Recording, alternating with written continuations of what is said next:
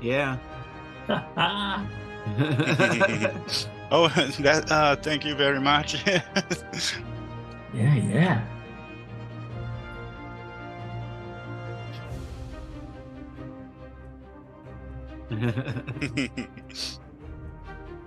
Yeah. The conch shell. That's Oh, that's great. Thank you very much. perfect. Yeah, yeah.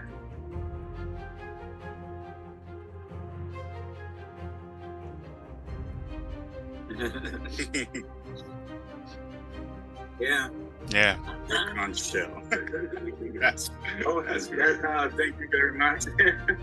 Perfect. Yeah, nice.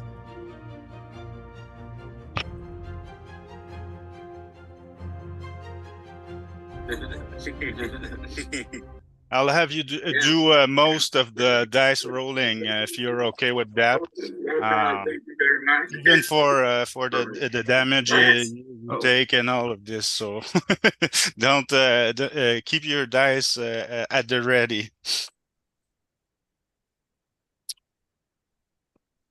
got them all here.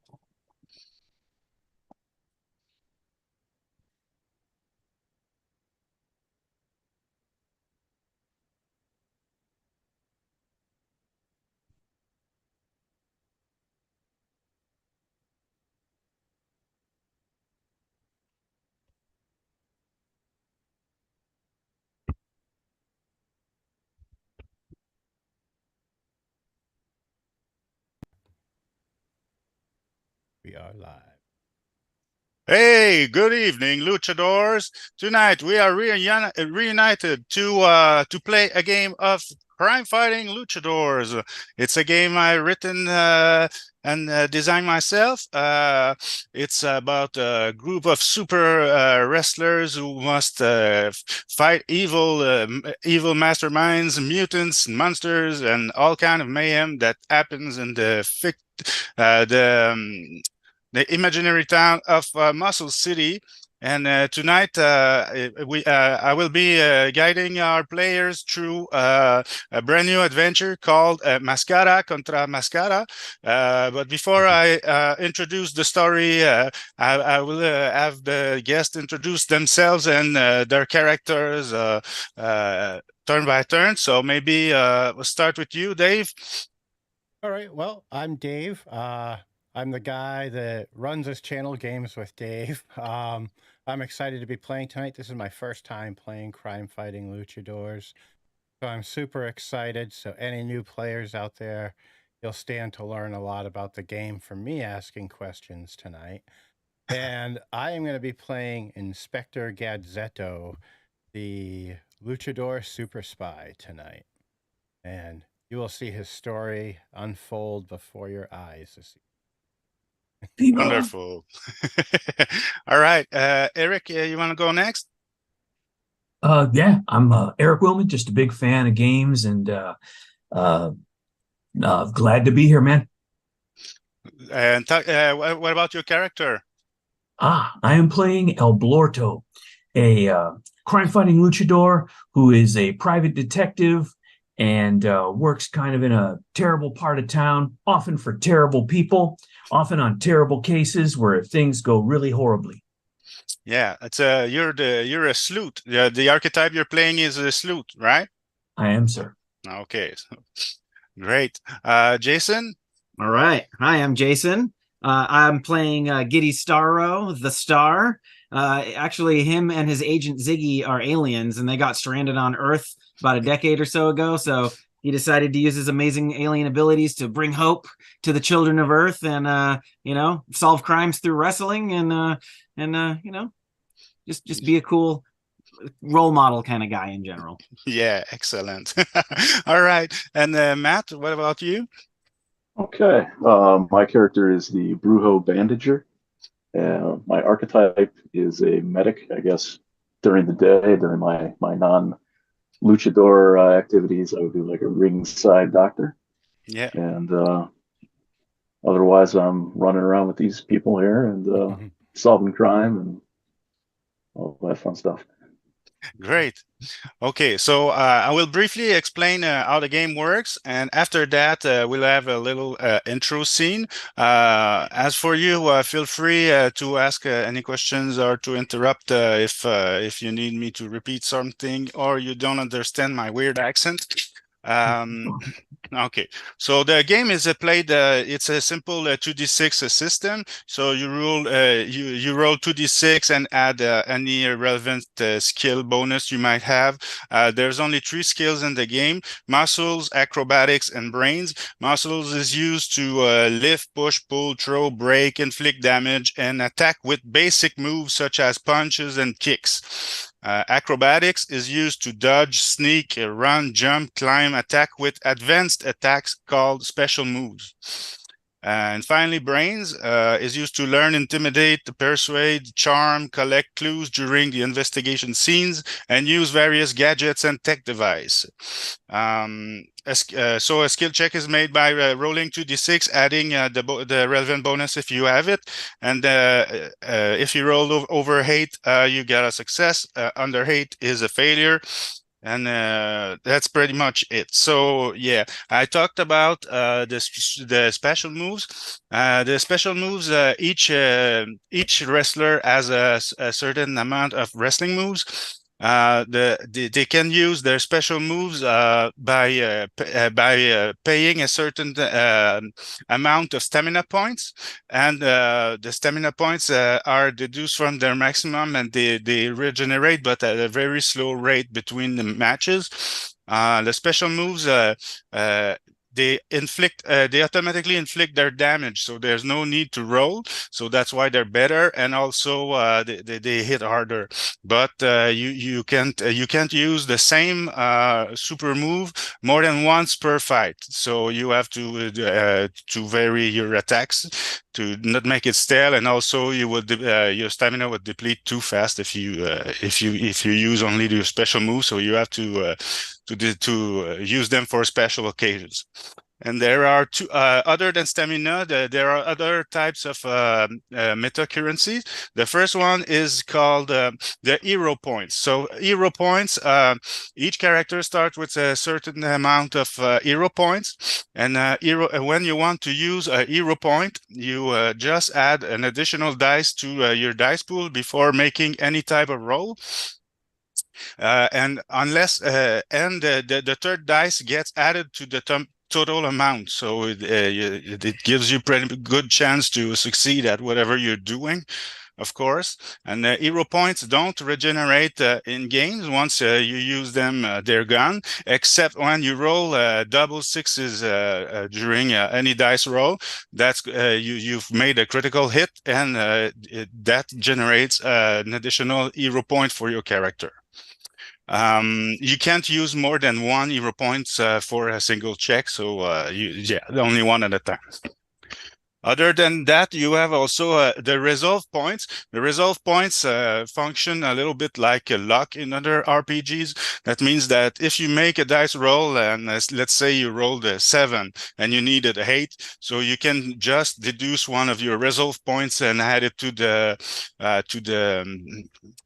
total to make it a success instead of a failure. Of course, there's no limit to the number of resolve points that you can use for a single roll, and you can also. But the resolve points, you can't use them to help another wrestler on your team. Hero point, you can spend an hero point to help one of your teammates during one of their actions to give them 1 dice, but you have to explain how does that works thematically. So how does your wrestler help the other wrestler by in that particular action? So of course you have to be at the same place in the same scene, and you have to explain a little bit how you help. Okay. I've talked earlier about the clues in the investigation phase. So there's each each session of Crime Fighting Luchadors is modeled after a serial, TV serials like Batman 66 or the Venture Brothers or Scooby-Doo or shows like that. So they always feature some kind of mystery, and the luchadors have to investigate in order to know what's the nature of the threat they're facing.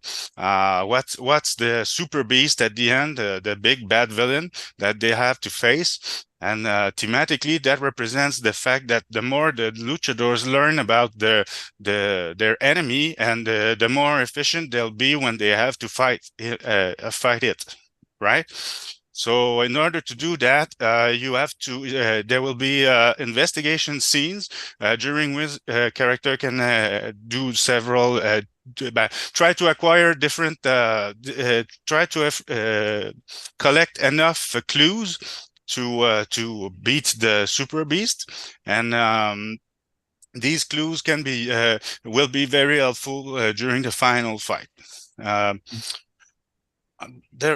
think that covers pretty much the big questions without entering too much into details, unless you want to ask something about the specifics. No, you're all good. Okay. I'll figure it out as we go along. Okay. Kind of from yeah. So just to conclude about the super beast in the final fight, the way that the clues can be used during the final fight are if everybody spends a clue and also a hero point, they can trigger their Royal Rumble move, which is the super deadly type of attack that will kill and will defeat most enemies and will seriously injure even a super beast. So that's the goal that we're aiming for. But if for any reason the luchadors don't have enough hero points or enough clues to trigger the Royal Rumble move, there are other ways that the clues can weaken the super beast, make it a little bit weaker, so the more easy to defeat. And the hero points can be used, as I said, to add additional dice in play.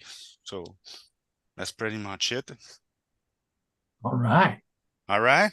So Yeah. okay, so this adventure starts like all the other adventures in the Crime Fighting Luchadors, with your characters being in their safe house and near the phone, the special phone that the police uses to send you on missions, right? So can someone please describe to me what's your headquarters? Where is it? What does it look like? And what you're doing before the phone rings? Look. Now, are we hanging out in our secret underwater base, or are we at our tiki bar relaxing? Oh, that's a great question. That's the question. All right. Okay, somebody describe a little bit the HQ and including the tiki bar. Well, I think Inspector Ged, our super spy, I think you own the tiki bar, right? I do. Oh, well. Inspector Gadzetto owns this glorious tiki bar, the Conch Shell. It's pretty steady business-wise. There's a little helicopter pad up on the roof, and there's always this helicopter up there for some reason or other. And the interior, it's all just like nicely stained exposed wood, bamboo, and dried grass everywhere. You know, the standard fare like glasses of like the tiki statues, stuff like that. There's a band of luchadors playing on the stage. It's playing like this new age jazz type music. And yeah, I guess we're all hanging out there for now. Okay. Okay, so you're all hanging out together, and how will you know if the phone rings inside in your headquarters? Do you have a mean or a way, something to signal to you that, hey, there's an emergency, the red phone is ringing and somebody should pick it up? Oh, A secret signal, like do you wear a watch, a special watch, or do you have a pager, or how does it work? there is and this is where the bar gets its name. There is a conch shell that will sound whenever we get a call. Yeah, okay, that All makes a lot right. of sense. Okay, so now you can see that the conch shell is reacting. It's vibrating, or it's changing color, or Oh, it sounds like someone's blowing into it. It's just like this. oh, okay. It's just like this. Nice. Yeah, and maybe those who aren't in the know think that it's part of the music, but you know better. You know that that's a signal that something's going on in Muscle City, and there's an emergency phone call. So The secret passage. the secret passage. You go to the secret passage. How does that work? I down I have the drink, my favorite drink there, the salty sea hag, comes in the awesome custom tiki mug that this that the conch shell has. I down it and I put it in my jacket pocket because I'm saving that one for my collection. And then I run towards the busted men's room, and I go in there. The busted men's room. It's got like caution tape around it and everything. And it's some kind of elevator that goes down to the underground base. Yeah, there's a busted cigarette machine in there, and if you press the camel light button 6 times, then it opens up a little elevator door that leads you down. Wonderful. Our secret base. Okay, so you all get to the phone, and does one of you as an ally in the police? See, I do. Okay, you have a contact in the police. Sergeant Ramon Cardona. Sergeant Ramon Cardona is my police informant who tells me about all the stuff that's going on. Okay, so it's him. It's him, and you pick up the phone, and here's what he says. Hang in there. Okay.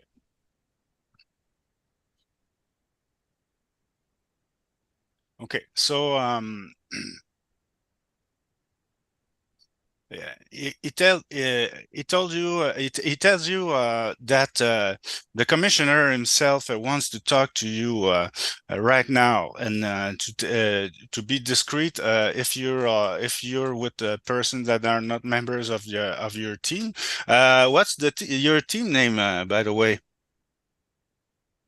We are Los Justiciosos. Yes, Los Justiciosos.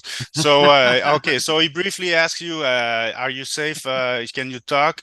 And you say yeah, and he puts the commissioner on, and the commissioner says that something very terrible happened last night, and nobody knows about it, and it should remain secret until the situation is resolved, right? He says somebody has stolen a holy relic from Muscle City's Museum of Lucha Libre. The stolen object was the mask of the saint, the legendary Luchador. Not many people would show so little respect for the saint. The thief he most certainly had help from someone inside, because the mask that's usually part of the exposition is not the real one. It's a decoy for safety measure. But the thieves, they completely ignored the decoy, and they went directly to the vault in the secret vault in the museum's basement. So somebody who knows what's up helped them.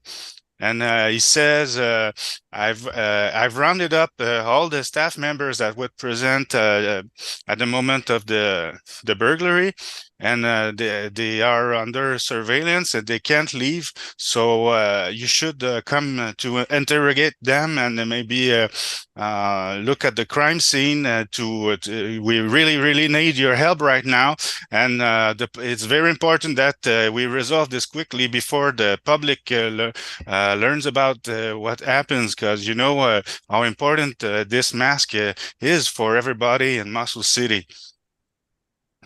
Yes, Mr. Commissioner. Okay, so I've written a sort of a little intro text, and after that we'll begin the session yeah. So, an artifact of incredible power has been stolen from Muscle City's Museum of Lucha Libre, the mask of the saint himself. The saint is arguably the most revered figure in the pantheon of Lucha Libre. To the good people of Muscle City, he was much more than a luchador. He was a protector, a hero, a legend. During his reign that lasted over 50 years, he reigned supreme, both in the ring and in the streets. He never revealed his face to his legions of fans.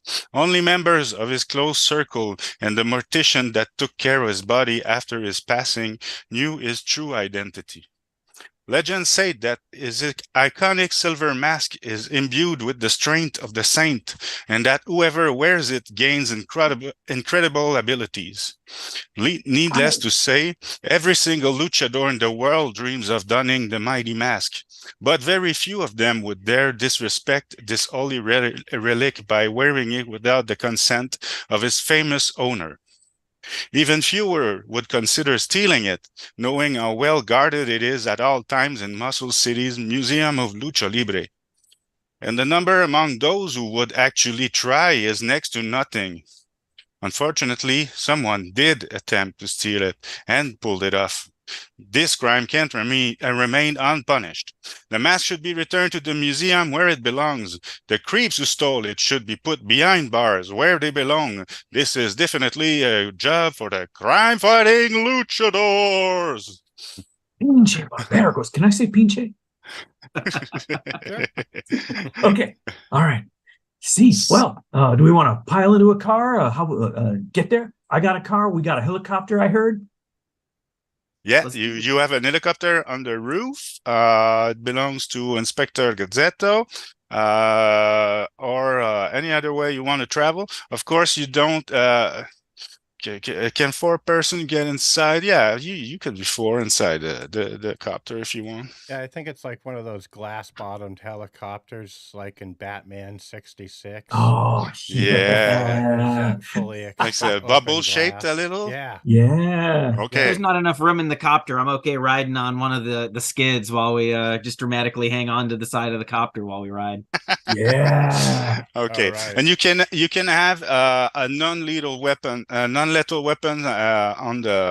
on the copter of your choice. Why am I saying non-lethal? Is because luchadors in our game don't use firearms and they don't kill people. It's a serial, so if every time you meet a new supervillain, if you kill him, it will be pretty boring, pretty fast. And also, yeah, you wrestle them, you put them out of order, you have them thrown in jail, and you'll redo it next week. That's that's how it works. Okay, so enemies, of course, the bad guys will use firearms, but you don't, and there's no there's no killing in this game. It's all you just put people KO'd. Okay. Yeah.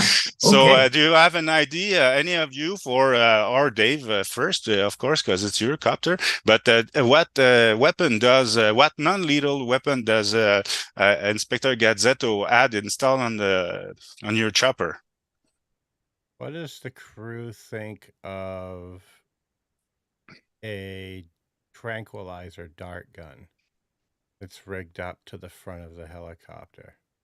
Yeah. I like how mutual of Omaha that is in spirit.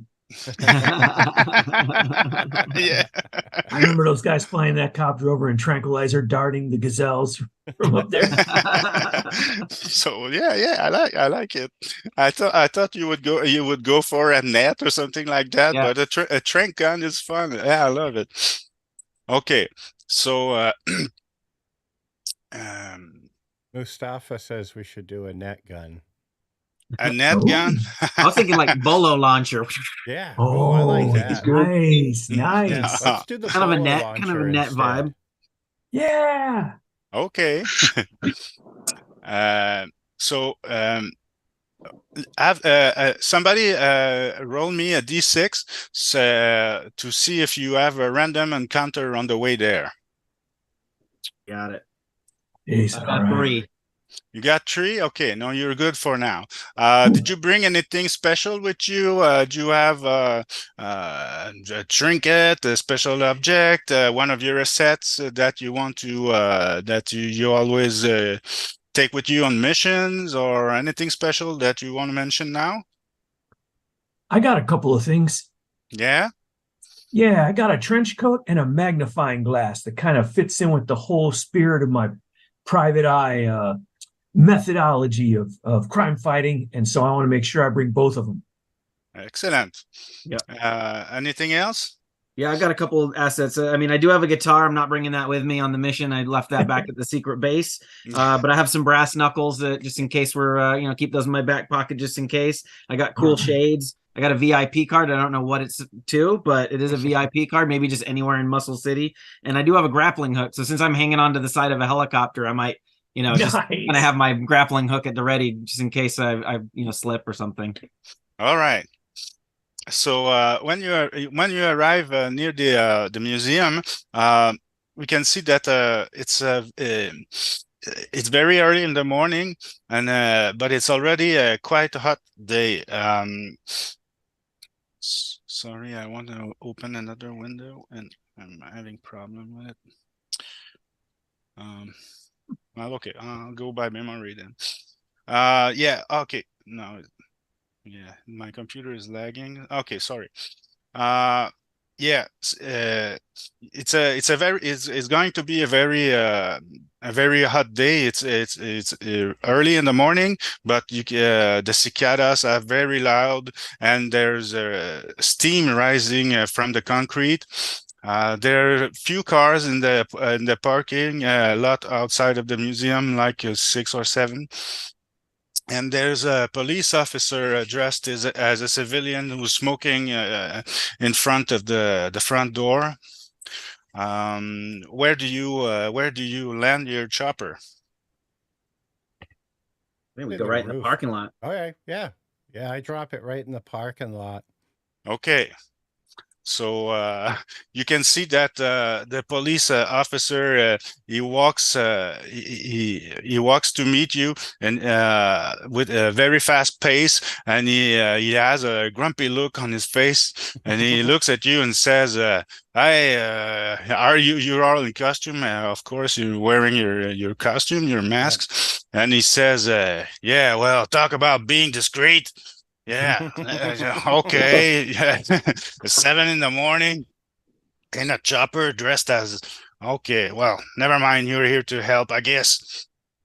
So he extends his hand to shake, and you can see that he has the yellow stained nicotine fingers, right?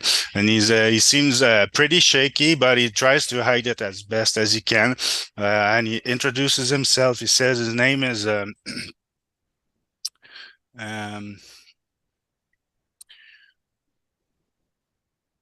he has a very bad memory. You forget his name all the time. Yeah, he's Hector. Okay, so hi, I'm Hector. Yeah, thanks for coming quick. I'm gonna talk inside. Okay, follow me. So each of you, please describe a little bit what's your appearance, what your luchador looks like when he's in his getup, his mask, and how do you introduce yourself to Hector? Who wants to start? Yeah, I mean, okay, I'll start. So basically, I'm wearing like this just like sequined unitard kind of thing with lots of red and blue, like stars and lightning bolts on it. And my mask is the same, big lightning bolt. And then I just kind of, I don't even really say anything. I just kind of look at him, wink, and then put my shades on and walk past. Yeah, and he's a bit starstruck, but he tries to look unimpressed because you know he's at work. He's a tough guy or want to be tough guy. All right, who's next? So, Inspector Gadzetto is in a black suit with a white undershirt and a black tie. Basically, picture one of the Reservoir Dogs. And Yes. he has a gold mask that has some red around the eyes, and then these blue kind of like slight fins that come up the side of it. They're not really fins. They're like partial triangles that come out of the mask. Cool. Hey. Who wants to go next? Okay, Matt.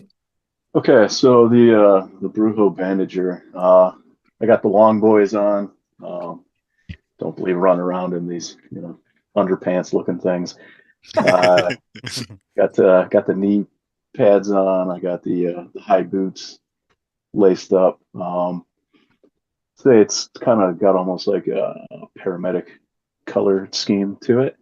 So kind of a industrial denim-y blue color. Okay. Got on just a short jacket, kind of like a work coat type thing, and the mask we'll say is it's kind of made up to look like a series of crossing bandages. Excellent. Nice. Okay. And finally, Eric. All right. Basically, an enormously fat man in a one-shoulder spandex wrestling onesie with black wrestling boots and a black mask and a tan fedora and a tan trench coat. Oh yeah, okay. Going for that hard boiled look. Yes. Excellent. Thank okay. So yeah, you follow Hector inside the school, and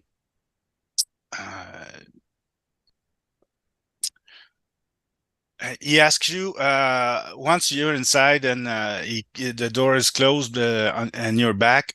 He asks you, do you prefer to interrogate the staff first or inspect the vault? I think we should talk to the staff first, so so their memory's fresh. Okay, sure. Everybody agrees? Yeah. Yep. Yes. Yep. Okay, so yeah, he takes you to the personnel. They've been gathered in the employees' break room, and there are 5 staff members present. The police, 2 police officers are guarding the door and making sure that nobody tries to escape or nobody unauthorized come in. The 5 employees are Steve, he's the tour guide, and there's Carla, who's the janitor, and Samson, who's a construction worker that was hired to renovate a section of the museum. And there's also Ramon, who's the curator, and Gloria, who's the director, who always comes to work first thing in the morning.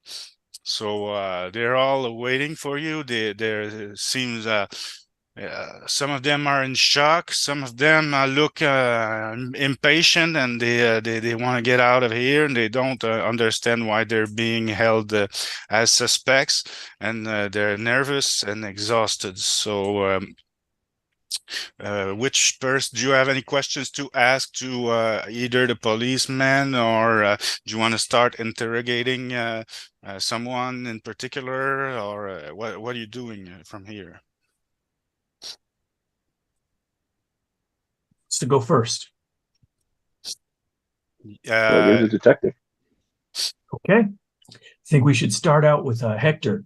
He met us in the parking lot on the way, even walking us in. He can probably tell us a few things, that he might have noticed so far. So I guess I'll start out.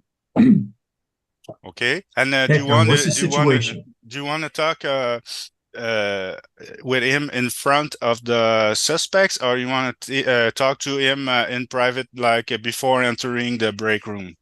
Yeah, can we do that on the way from the parking lot into the Sure. building to the room? Can we kind of ask him a little bit about what his take on it is, Absolutely. what he's seen?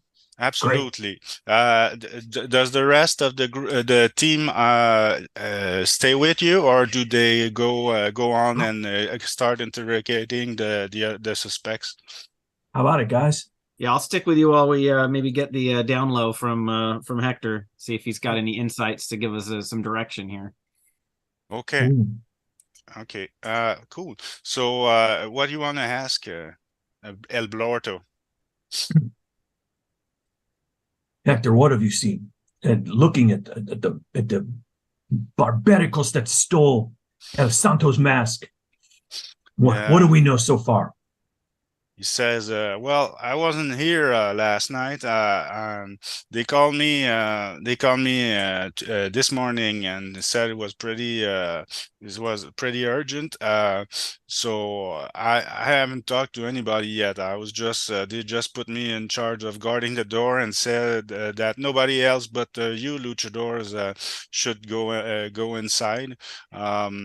From what I've heard, the reason why they gathered everybody and they're treating them as suspect is because the robbers had help from somebody inside, and it's a pretty neat job. There's no sign of any unlawful entry. The vault has been opened clean, and yeah, and the decoy of the mask has been completely ignored. They went directly to the secret vault, so they knew what they were doing. But other than that, you have to talk with the suspects, I think. What was the name of the construction worker? Construction worker Samson. is called Samson, isn't it? Samson, yeah. Yeah, it's Samson. Yeah. I mean, my initial gut is he's the new guy here. He's a temporary guy and could have maybe set up some fake walls.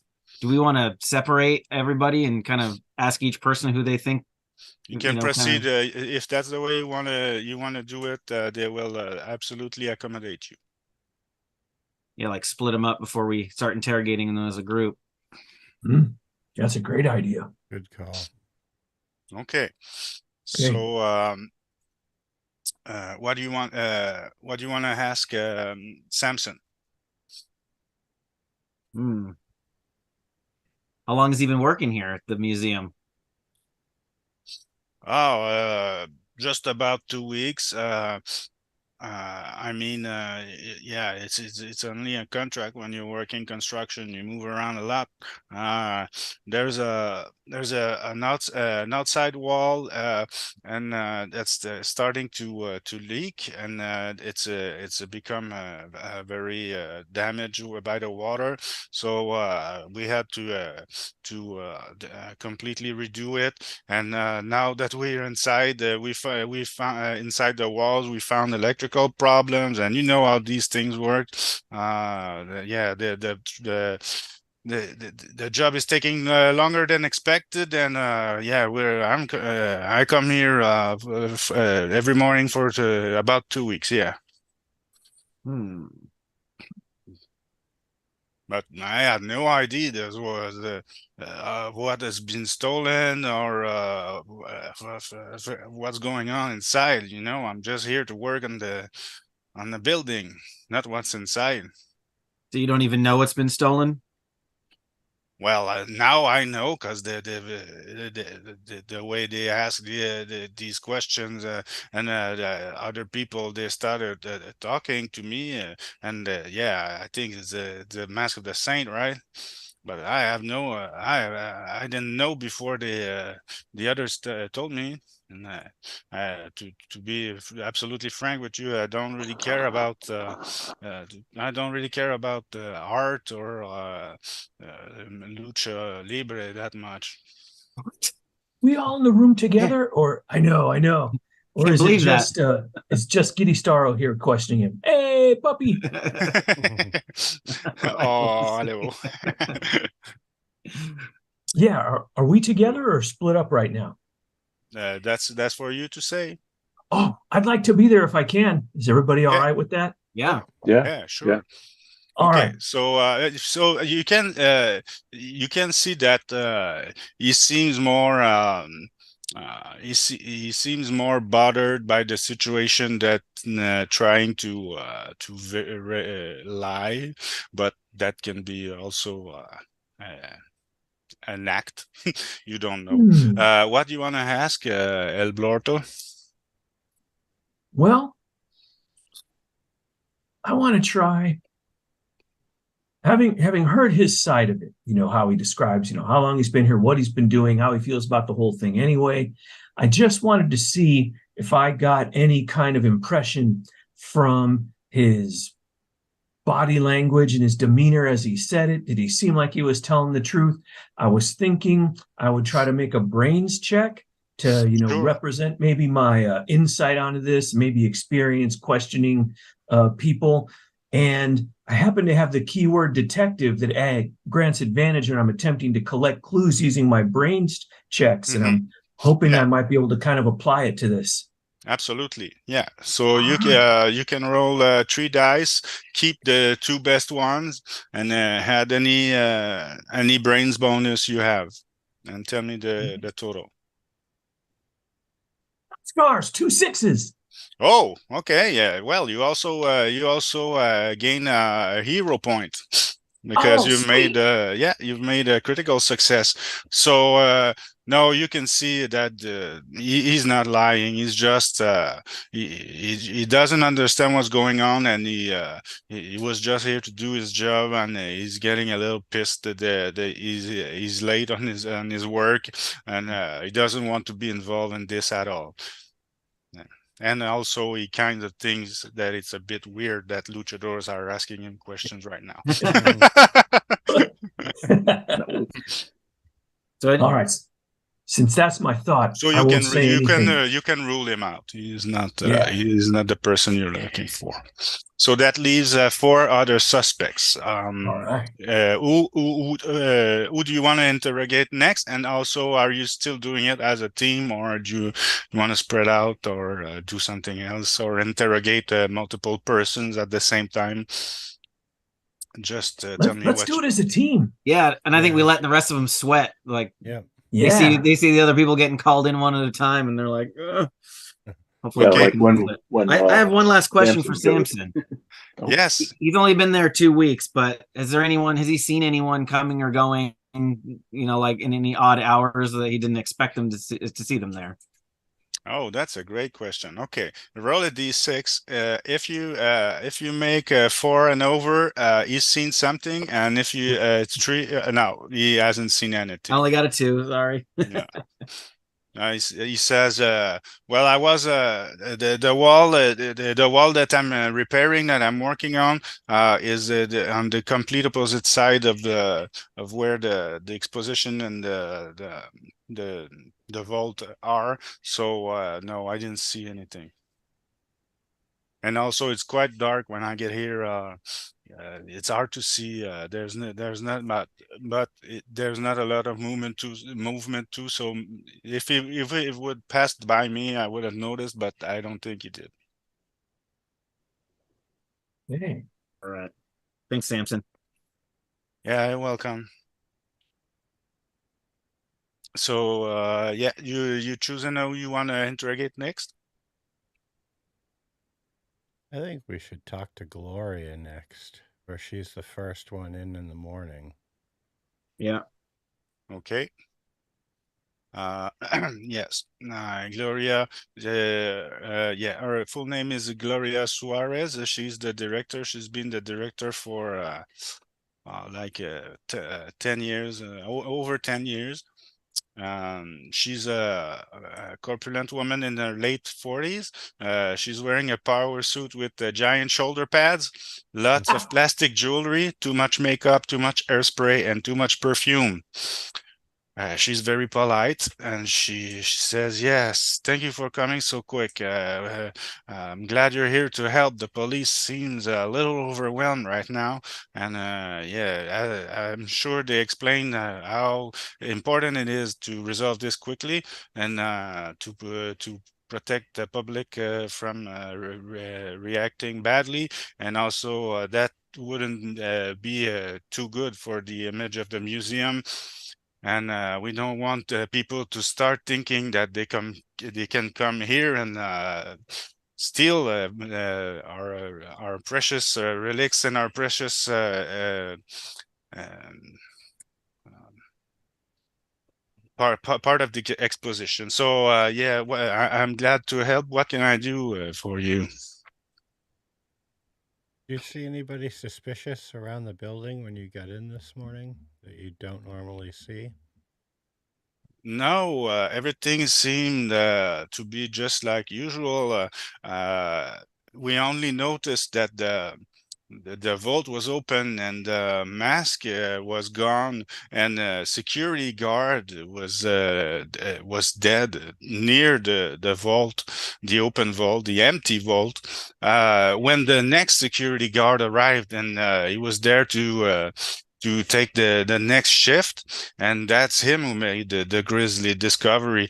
But he's under observation now. He had a nervous shock because yeah, I just want to prepare you for what you're gonna see. It's not a pretty sight. They did quite the job on the poor guy.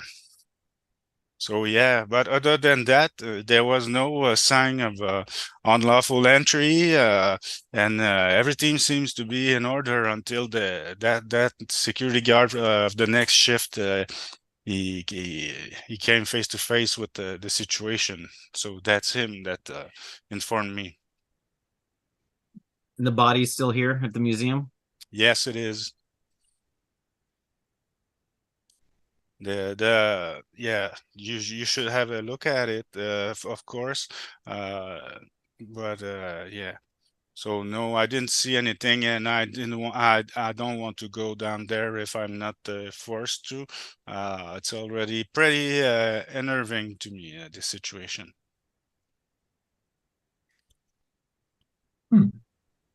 Okay, everybody, roll me brains check. Yeah. I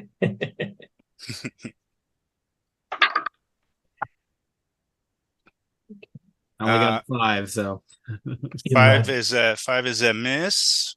Dave, you got 2.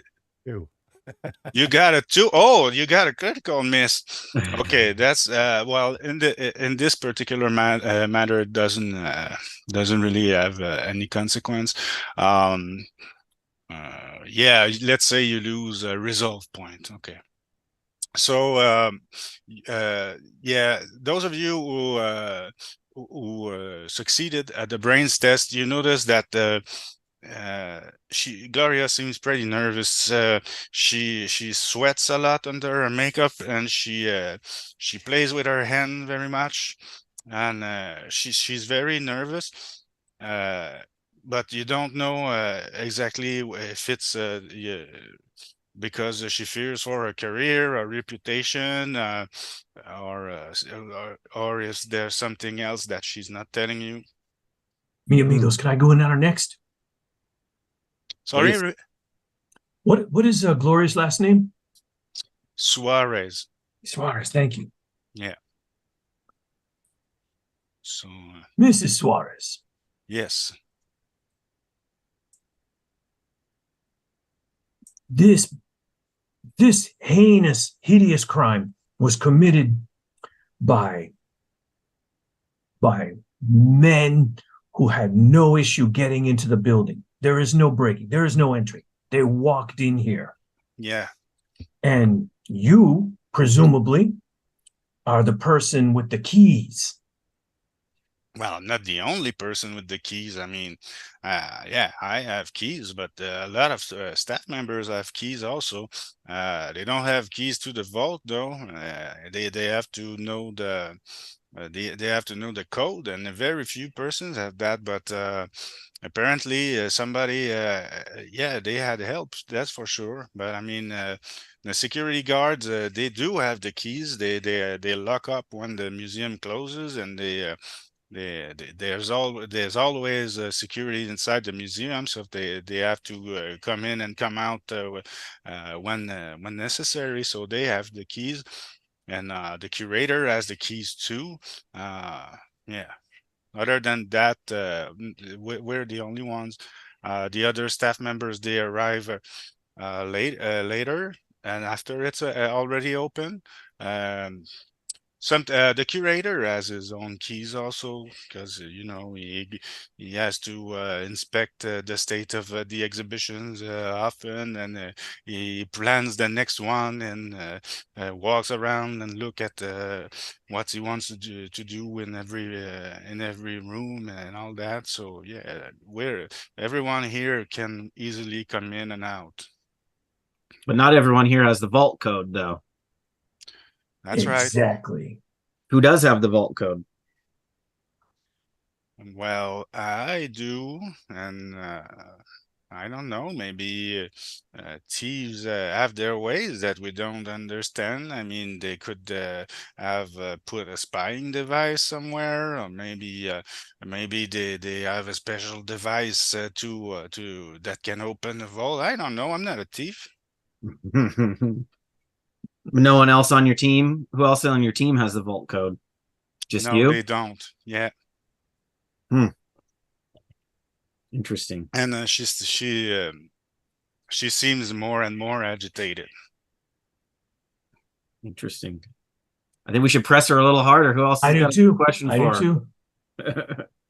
Yeah, okay, so how do you want to do that? You want to intimidate her? You want to try to be you want to play a good cop, bad cop? You have another strategy? You want to trick her by the way you phrase questions, or explain to me a little bit what's your approach right now? I think that so my cool shades give me an advantage to interrogation, charm, or intimidate. I don't really want to intimidate her.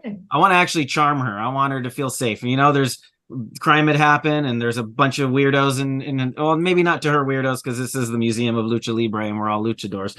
But I'm gonna try to like pull down the glasses and be like, I feel like there's something you're not telling me. Please feel safe with me. I want to give you hope that we will solve this crime, but we can't do it if you don't. There's something you're not telling me. Okay, so roll for your seduction, and adding your advantage dice. Yeah. All right, so 3d6 and then take the two highest. Yes. I got 9. Okay, so that's 9. That's more than you needed. So she breaks up in tears, right? And she fish a tissue out of her handbag and start her confession. She says, you know, I have a lot of debts, and I've taken a loan from some very unsavory people belonging to Muscle City's underbelly.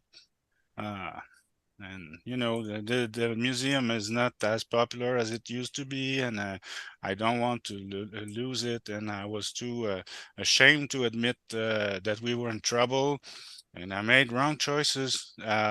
Sorry for that. And of course, this debt wasn't I had no money to repay it, and the collectors were losing patience, and that's when. That's when they kidnapped my daughter, and then she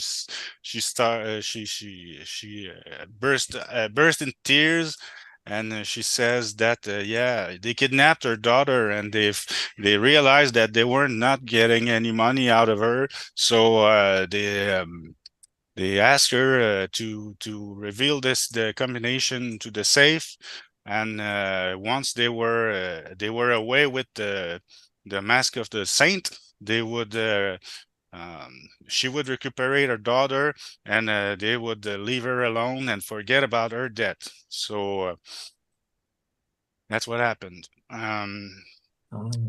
She said she's very, very sorry, and but her daughter's life is more important than this artifact, this piece of the exposition, and she realized that she put everybody in danger, and also she swears that she didn't know that the security guard would get hurt or injured or killed during the theft, and she's very sorry. She's embarrassed now, and yeah, she's looking at her feet and she's trying to calm down her tears. So, is there anything else? Oh, of course, that's a clue, right? So you gain a first clue. Do you want to add something? Ask for something more? Did she get her daughter back? No, she's still missing. Mrs. Suarez, what dogs have done this to you? What is the name of the man who has taken your daughter? I don't know. They the only way they contact me is always through an intermediary. I never knew who was behind, who's taking the decision. The only instructions I got were by phone or by letters, and I don't know who's doing what. I just know that they're dangerous people and they're part of a large crime syndicate, but I don't know who exactly. Who could be after the Saint's mask? I don't know, but I know it's bad news. I swear I've told you everything I knew. We're gonna need to see those letters they sent to you. Oh, well, yeah, I got rid of it. I thought that this would all go away after the exchange was made. I thought I'd be with my daughter now. And she starts crying again. And she says that she destroyed the letters because she didn't want to leave anything that could make her involved in this. She thought that it was that they would just take what they want and leave, and they were nobody would know that she was involved in that. But yeah, so she destroyed the letter, or at least that's what she says.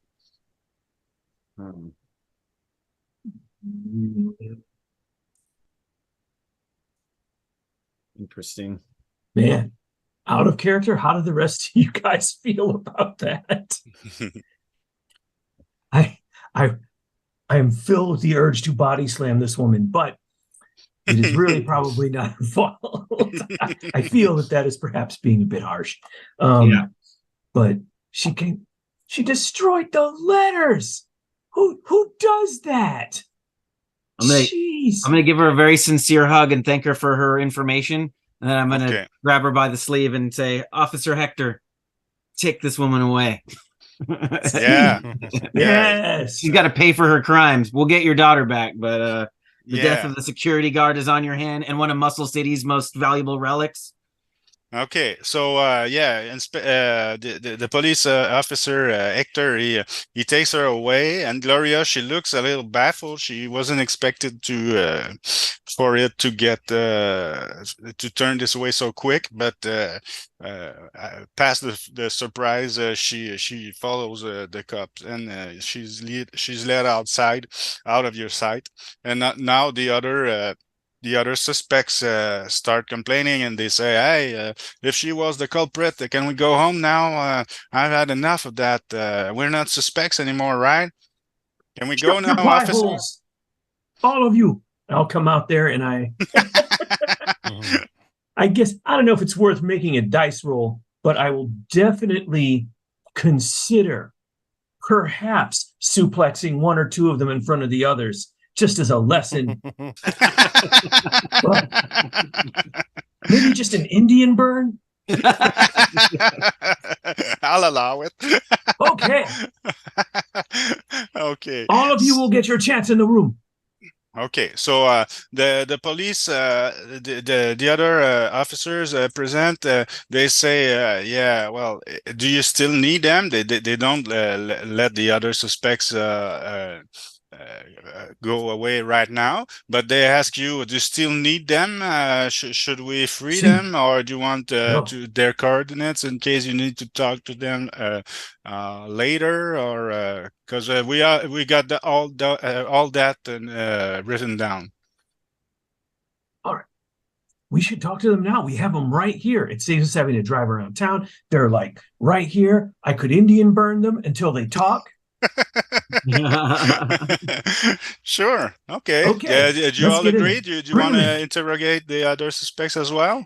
Yeah, just to see if they've got anything else useful, any other insights. Anyone know the name of it, this criminal syndicate? Maybe she let a little slip to one of them during lunch break or something. You know, Okay, that famous reporter Sable Jones, right?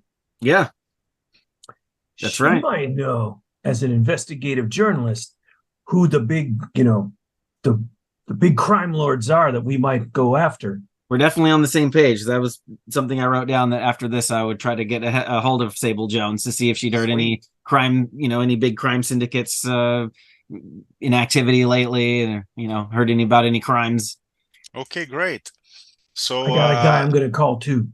So the policeman, one of the police officers, he says to you, yeah, okay, we can keep them a little bit longer, but we also have to get rid of the body in the basement soon. So maybe make it quick so we can have the corpse taken away by the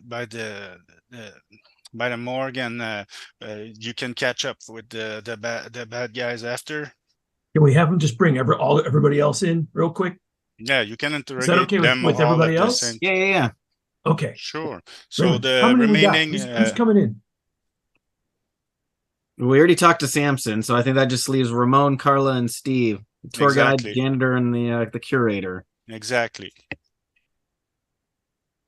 So they're yours. Ask away. Yeah, I mean, I don't know about you guys. I just want to see if maybe they can add any other details to what Gloria said. Did she let slip anything to any of them? I don't know how good a friend she is with any of them. They've seen or heard anything that could be helpful. I mean, she basically did confess, but the more info we get, the better. Okay. So yeah, ask a question, and they will answer. Yeah. Do you know what crime syndicate she's talking about? Crime syndicate? Oh no, no, we never heard about that.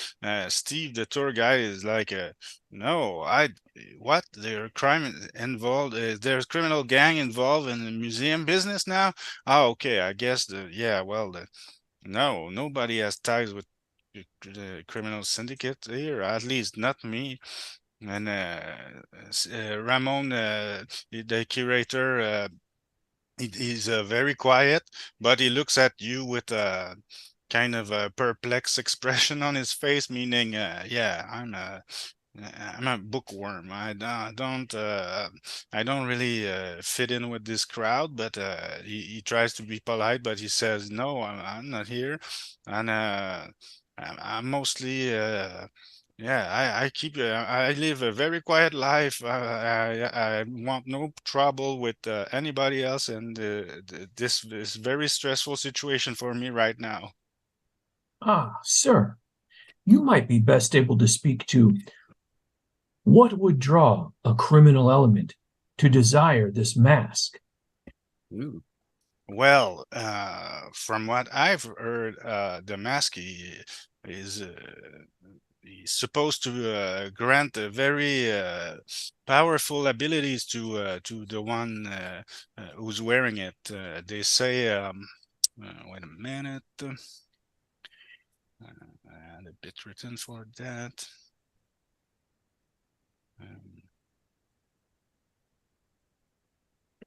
As a man of He said education and learning, the formula he uses. He says, yeah, the mask grants incredible power to the one who's wearing it, and it could transform a mere mortal into an unstoppable pain delivery machine.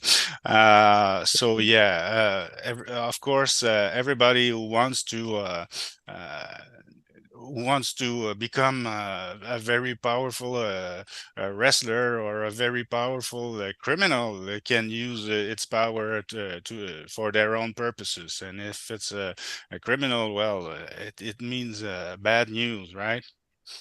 So that's every criminal in Muscle City is going to want to get their hands on this thing. Exactly. And Yes.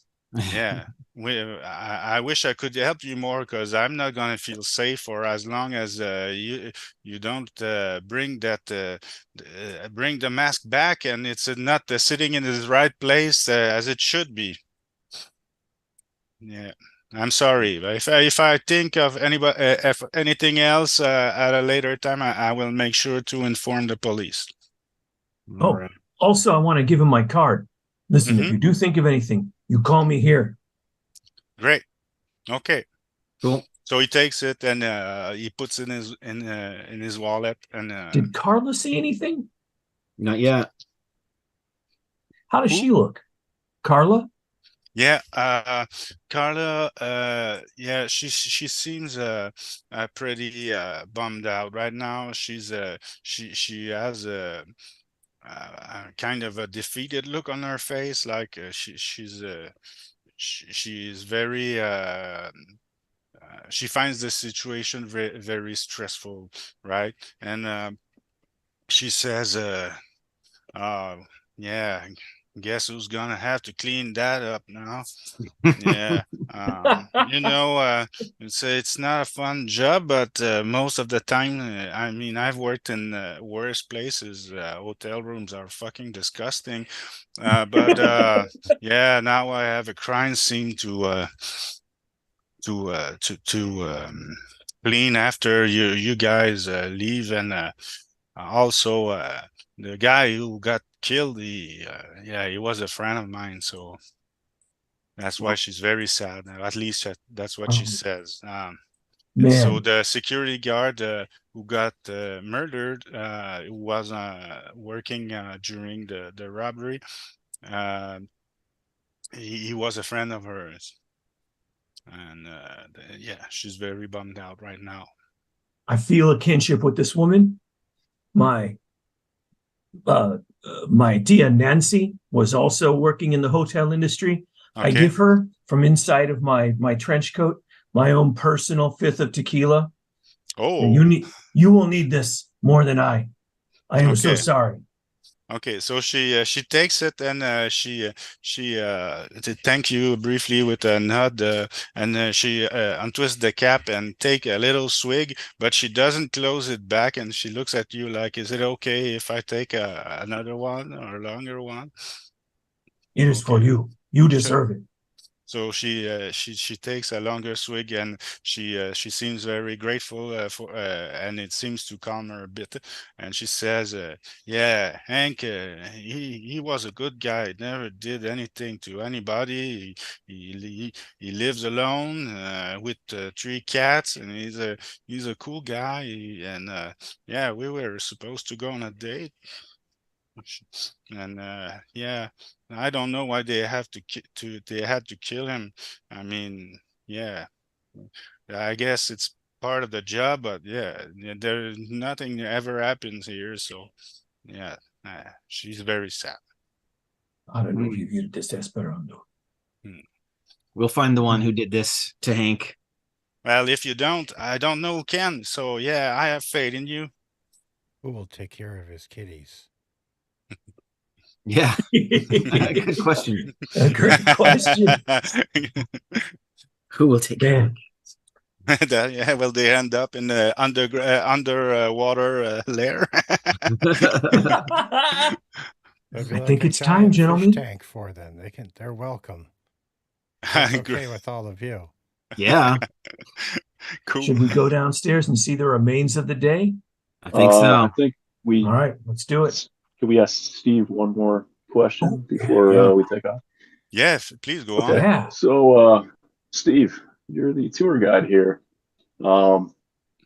Is there anyone who was with you recently in one of your groups that maybe took a little too keen of interest in things, or taken too many pictures, too many notes, possibly impeding the visit?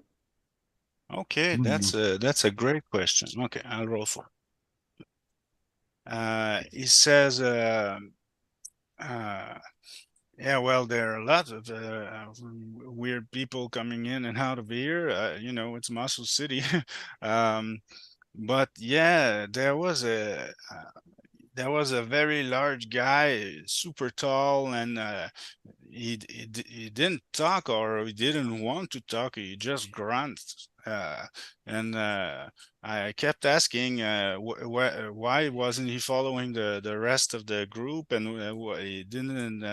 He wasn't with the tour guide, and he was walking on his own, like he seemed lost.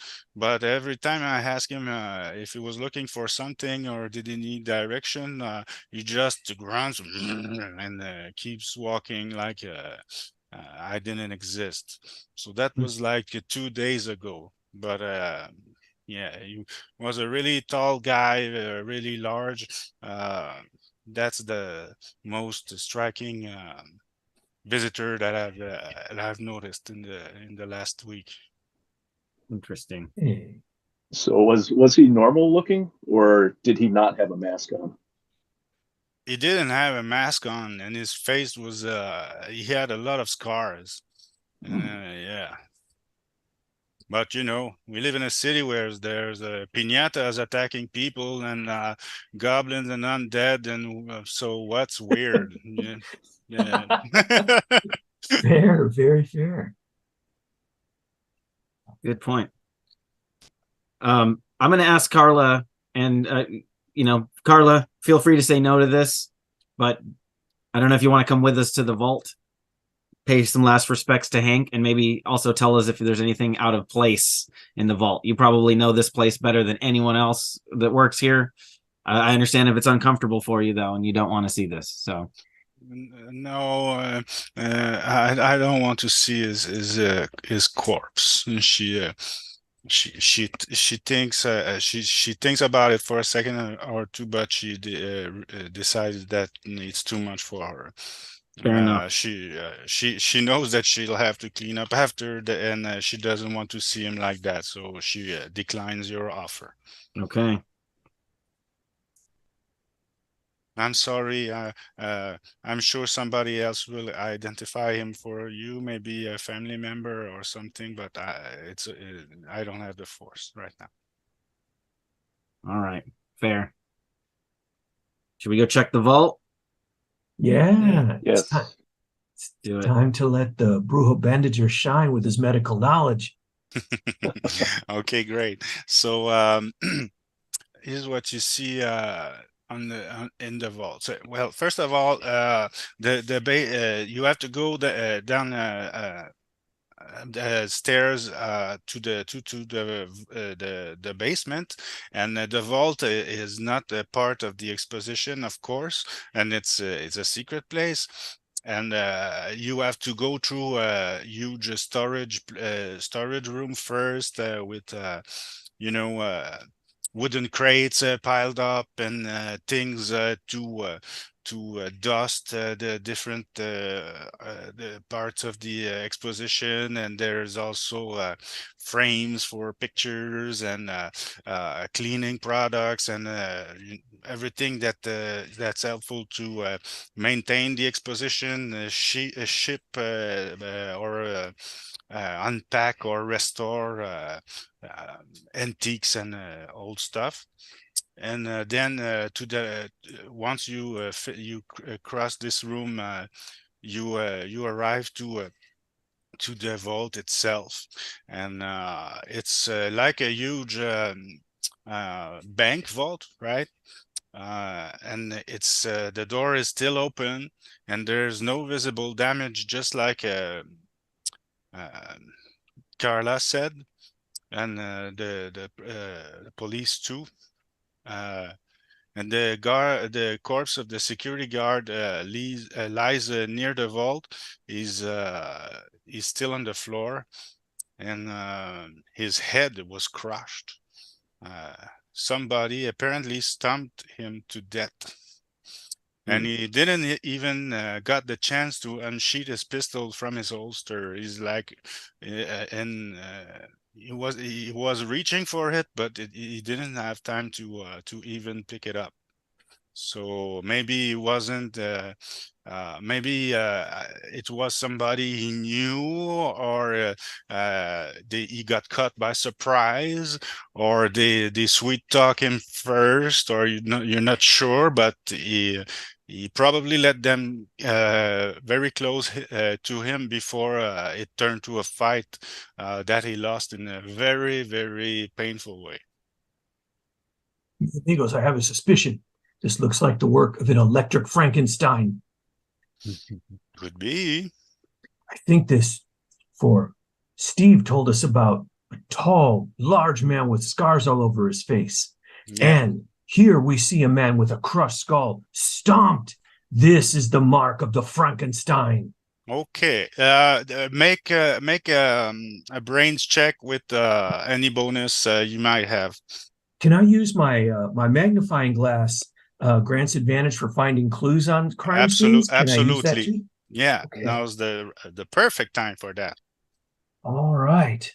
A 10, 2 5s. Okay, 2 5s, that's great. So what you see is that there are two different set of footsteps on the ground. They're really easy to see because they're bloody footsteps. One belongs to a very large and heavy man. But there's also a second pair, and this one belongs to somebody who is way smaller and lighter, presumably a woman. And this woman is wearing military boots, and she's probably as equally dangerous as her companion because she's the one who has done most of the trampling. And at least that's what the story told by the traces her souls left on the crime scene. Hey. So they were a pair, and that, of course, is a clue. So you now have 2 clues. So yeah, the creature, the huge man that you think is might be an electric Frankenstein, he seemed to have been here, but he wasn't alone, and his partner did the most of the stomping. Hey. I bet he was there as the bullet sponge while she could take him out while he was distracted. It could very well be.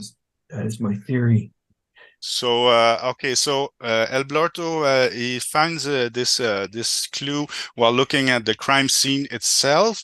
Do you guys want to do inspect something else? You want to look have a closer look at the vault, at the corpse, or at something else? I do. I'm thinking that that the Frankenstein might have hid out here in the basement, slipped away from Steve's tour group, and been hiding down here waiting. I don't know how that kind of ties in with the fact that he was working in tandem with the woman, but I want to look around all the crates and things that we saw coming in where everything was stored and like other parts of the exhibits and see if there's any spot where somebody might have hid out and spent some time down here waiting to strike. Okay, and while he's doing that, do you accompany him, or are you looking doing something else? How about it, guys? I'll help him. All right. Okay. Yeah. Okay. I'll just continue to search the security guard's body to see if he's got anything in his pockets. So I know you said his gun was still in its holster, but I'll check if he's got anything in any pockets that might be a clue or give us some information. Great. So I'll answer. I'll answer the Inspector Gazzetto and El Blorto search first, and then I'll come back to you to tell you what you find on the security guard.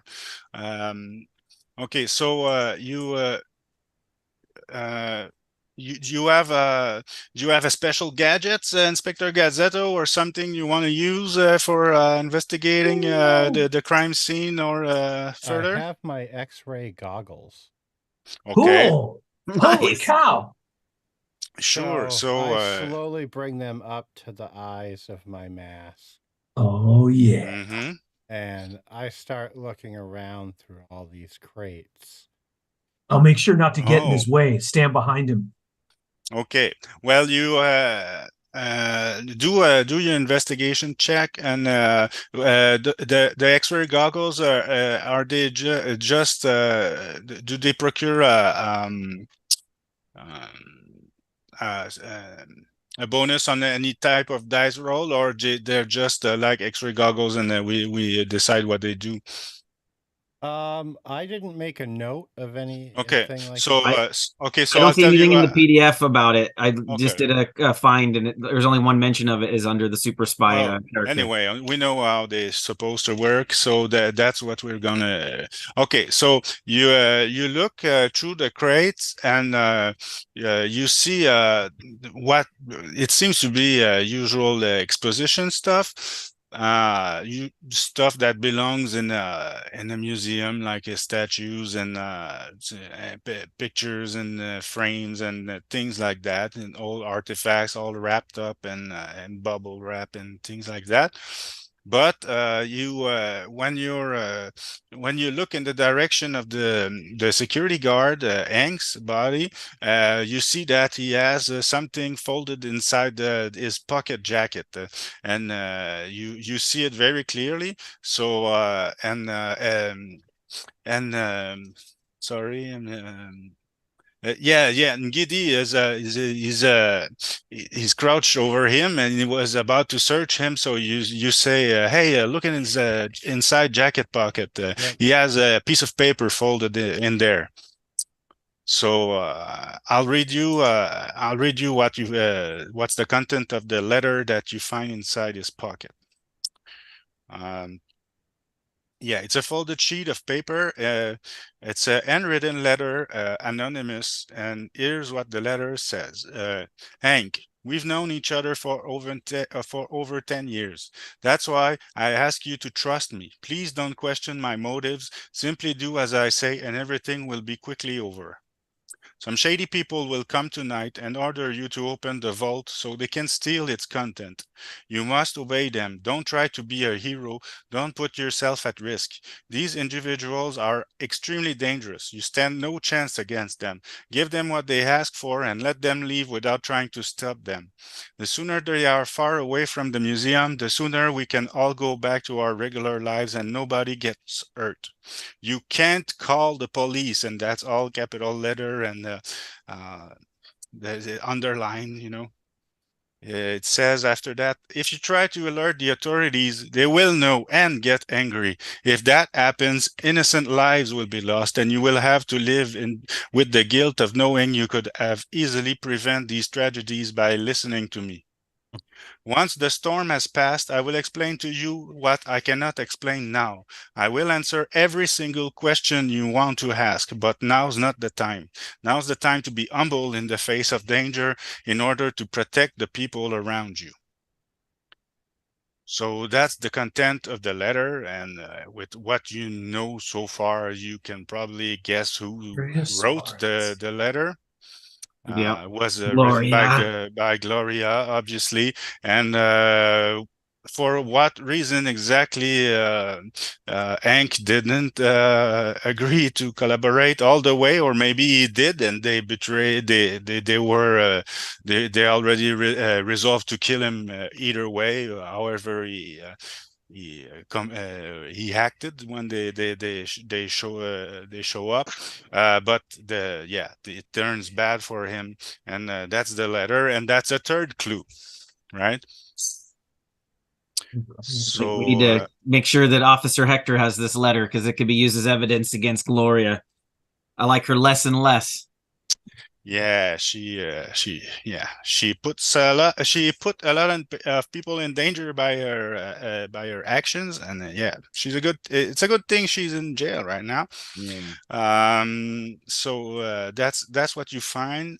Is there anything else you wanna push? The vault. We haven't searched the vault for any kind of clues they might have left behind when acquiring the mask.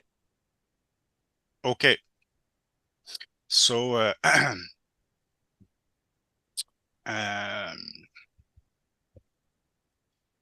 yeah, you can go inside the vault itself. It's big enough for a person to stand up in it, and still just have a place enough space to move.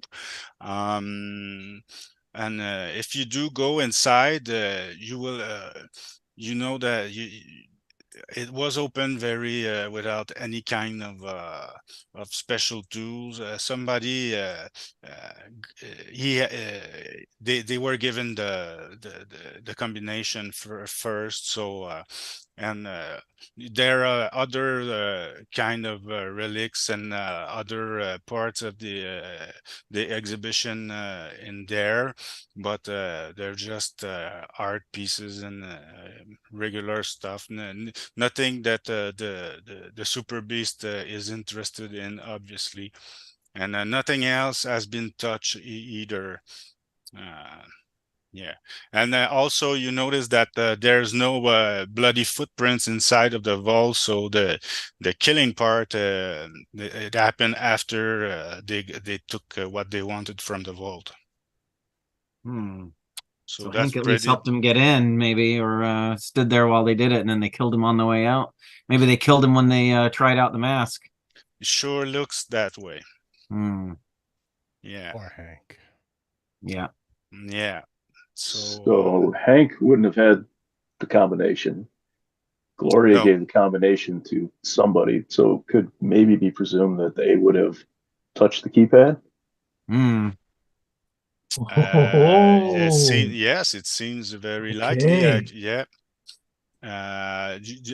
Does anybody else has? Oh yes, you had a magnifier earlier. Who had the magnifier? It was El Blorto. I do. See. Okay, so yeah, you can no need to roll for it. Yeah, you see there are of course fingerprints on the lock. You don't know if they're to which person they belong, because of course it's not the first time that the vault has been opened. But yeah, there are fingerprints, and it certainly would be worth to have them analyzed. Yeah. So you can mention that to the police, and they will definitely dust these prints. Yeah. All right. Cool. Because nobody in the letter was the combination to the safe mentioned. So you're right about that. The thieves already knew the combination. The instructions for Hank was only to let them walk in and walk out without any disturbance. Hank, feel like we should have asked Gloria if she gave the vault information. We asked her who all knew it. She said it herself, and that was one other person, right? Mm-hmm. I assumed that I implied that she did give it to whoever this criminal or mastermind is in exchange for her daughter. So okay. So you had already kind of covered that part. All right, great. So if you're all okay with that, before we go to the second and last investigation scene before we're headed for the showdown, I would maybe take a 10 minutes break so we can tend to our biological needs, get a fresh drink, and we'll be back in 10 minutes, and then I'll have a new information for you that will tell you where the next scene is going to take place. Awesome. Fantastic. Sounds good. Everybody okay with that? Yep. Yes. Okay, thank you. Back in 10. See you soon. All right. Yeah. Everybody's okay. I'm always nervous when I have to speak English, like improv all the time. But was it okay? Yeah. Hey, you're great, man. Okay, thank you. Everybody's having fun. Yeah. Yeah, totally. Okay. Yeah. Let's see. Let's go back in 10 minutes. Cool. Okay. Is it common to have 3 clues in one location? No, as I've said earlier, You're doing- I've shortened instead of doing 3 different investigation scenes, I'm only doing 2. So it's in order to speed things up a little bit and spend more time during the final fight, because it will be I want the combat to be a little bit more epic than usual. So Cool. All right. Okay. Awesome. I'm gonna go Okay. refill. I'll be right back. Back in 10. Woo. Back in 10.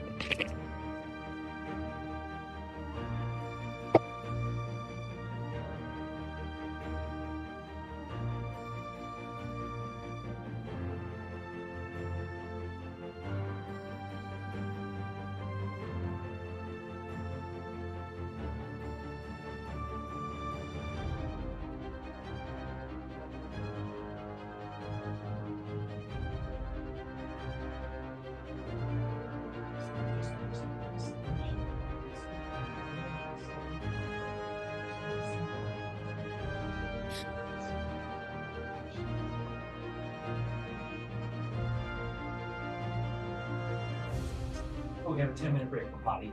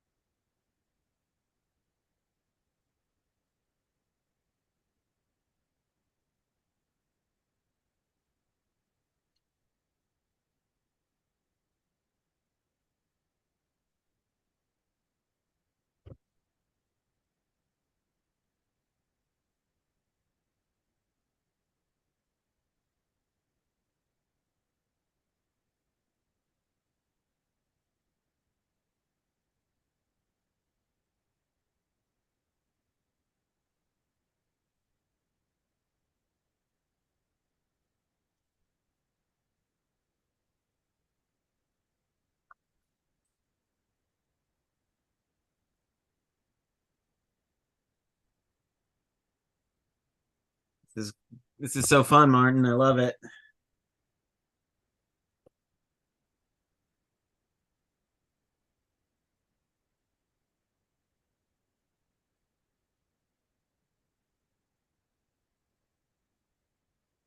Martin, is this adventure going to be in the one that's a Kickstarter right now?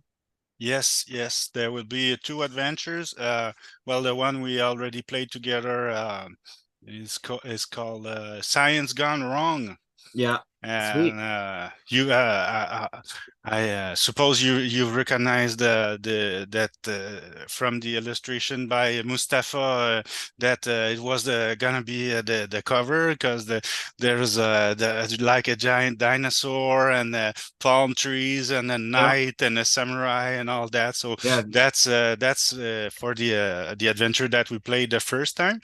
That's And awesome. this one, which I'm playtesting with you tonight, is gonna be included in the book also. And there will be variable elements to the adventure, so it to guarantee better replayability. Like the accomplice will be randomized. The manner in which the security guard will be killed will be randomized also, and the identity of the super beast will also be randomized. Wow, that's excellent. So there will be 6 different super beasts who may be the culprit, 6 different suspects who are working from the inside, and 6 different manners in which the poor security guard gets killed. And so yeah, tonight I've made the rolls in advance to make sure that it moves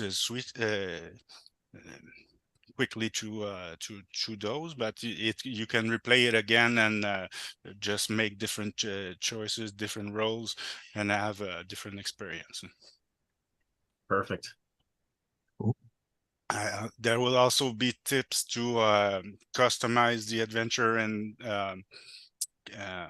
according to the different dice roll you made in advance. Like of course, the clues will change according to who's the super beast, and the type of henchman that you will meet during the adventure will vary also, and things like that. Excellent. Can't wait. Dave, is everything okay on your part? Okay. Great. Yeah, sure. When you're ready.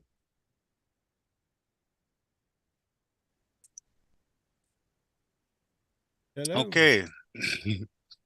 So we just finished examining the crime scene in the basement of the museum, and we found out that there was at least 2 different criminals involved in the heist. A big, strong, and heavy man, and a stronger person, presumably a woman wearing army boots, was also there. They knew the combination to the safe, and they brutally murdered the security guard, Hank, even though he collaborated as he was told to by his boss, Gloria Suarez, the director to the museum. So now you're finishing dusting off for prints the door to the safe door, and the door to the safe, and a policeman runs down the stairs and comes to meet you. He says, hey, I've heard there's trouble in town. Somebody is mugging people at the marina, and they say that the girl, there's a girl there, and huge Frankenstein, and the girl, she's wearing the mask of the saint, and they're they're attacking the rich folk at the marina, and they're stealing all their monies, and they probably want to steal a boat also for as a getaway. As a getaway, I mean, so yeah, you better hurry up and go down there. Oh my gosh! Wrap it up, mi amigos. Let us fly. We gotta hurry and get to the chopper. Yeah. Get to the chopper. Yeah. Run to the chopper. All right. Go. That was my next question. You're going to the marina by air in your chopper, of course. Oh yeah. Okay. So yeah, he was just parked outside in the exterior parking lot, right? Yep. Okay. So you quickly climb the stairs up, run outside of the museum, and you headed to the chopper, but there's a group of person waiting for you there. So we're gonna have our first fight. Woo. Because yeah, we need to stretch our muscles a little bit. Well, you're going to tell me about the henchman because you're going to roll for it. Yeah. Okay, so do you have okay, I'll tell you, roll a d20 and I'll tell you what type of villain you're facing. Got one. A 17. 17. Okay. Oh no. Oh, okay, that's cool. And a D4 now. Someone else want to do it, or I have one? Go for it. All right. Oh, just fell on the floor. 3. 3. Okay, yeah. So I had an X-ray to get that dice. Okay, so there are 3 neon samurais waiting for you outside with a giant laser katana waiting for you, and they obviously were told that to prevent you for getting inside your chopper at all cost. So they charge you. Neon samurais. Here's what the entry says in the book. Nobody knows where this anachronistic warrior came from. Whatever the origin of this time aberration may be, you better believe it's real before this armor-clad soldier from medieval Japan lifts their arm and slices you in half with its neon-colored cyber katana. So yeah, that's what's on the menu. So there are 3 of those, and now's the time to roll for initiative. So how does initiative work in the Crime Fighting Luchador? It's simple. I just ripped off Morgborg initiative system, which means you roll a d6. If you get 4 and over, you go first, and you pick the order in which you want to act. If you can't agree, then roll again, and highest goes first. And if you lose, then all of my monsters attack first, and then you counter attack. Simple enough. See. Okay, so who wants to roll for initiative? One of you guys go for it. I've rolled enough. I'll go for it. Yeah, go Dave. 5. Okay, 5. So that means that you attack first. So yeah, there are 3 of them. They have cyber katana, and they have an armor, of course, which deduces 1 point of damage from every blow they suffer. Right. Okay. So now, what do you want to do for your attack, El? But you're not. Anybody can go first. I just ask you because you roll for initiative, but anybody can go first. Well, and so if I do something that could maybe like help incapacitate them, like I have a grappling hook, I'd love to swing it around and see if I can maybe like swing the grappling hook around one of the guys to like restrain them a little bit. Yeah. So that one of my teammates can lay some smackdown on the guy. Okay, so let's say that in order to do that, you need to make a successful acrobatics check, and if you succeed, then he will skip his next action, so he won't be able to attack, and he will be very vulnerable to your attacks and counterpart. I love it. Let's take a look here. So I have 2 acrobatics dots, so I'll add 2 to my roll. Exactly. 9 so an 11 Oh, 11. That's cool. with my bonus.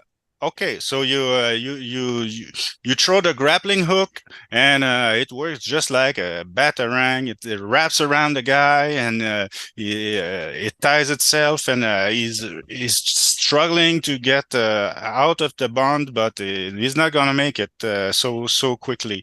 So he's immobilized, and he loses his next action because of this. So the other persons, the other luchadors, are gonna attack next. You tell me if you attack the bound guy or another one. Ooh, who wants to go next? Go for it. Okay, man, I'm gonna attack the bound guy and see if we can take him out. At least Sure. take their numbers down before it's their turn. Okay, do you want to do a regular attack, a special move, or something else? Oh man, he's bound up. This sounds like the perfect moment for the Cholo driver. I'm bringing him in for the special move.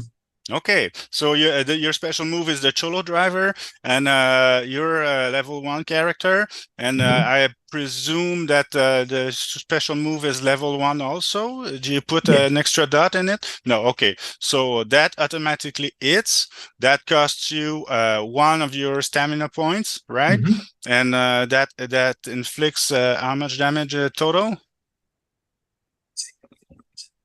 3.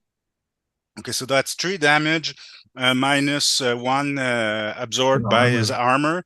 So you auto hit for 2 hit points. Okay, that's cool. So yeah.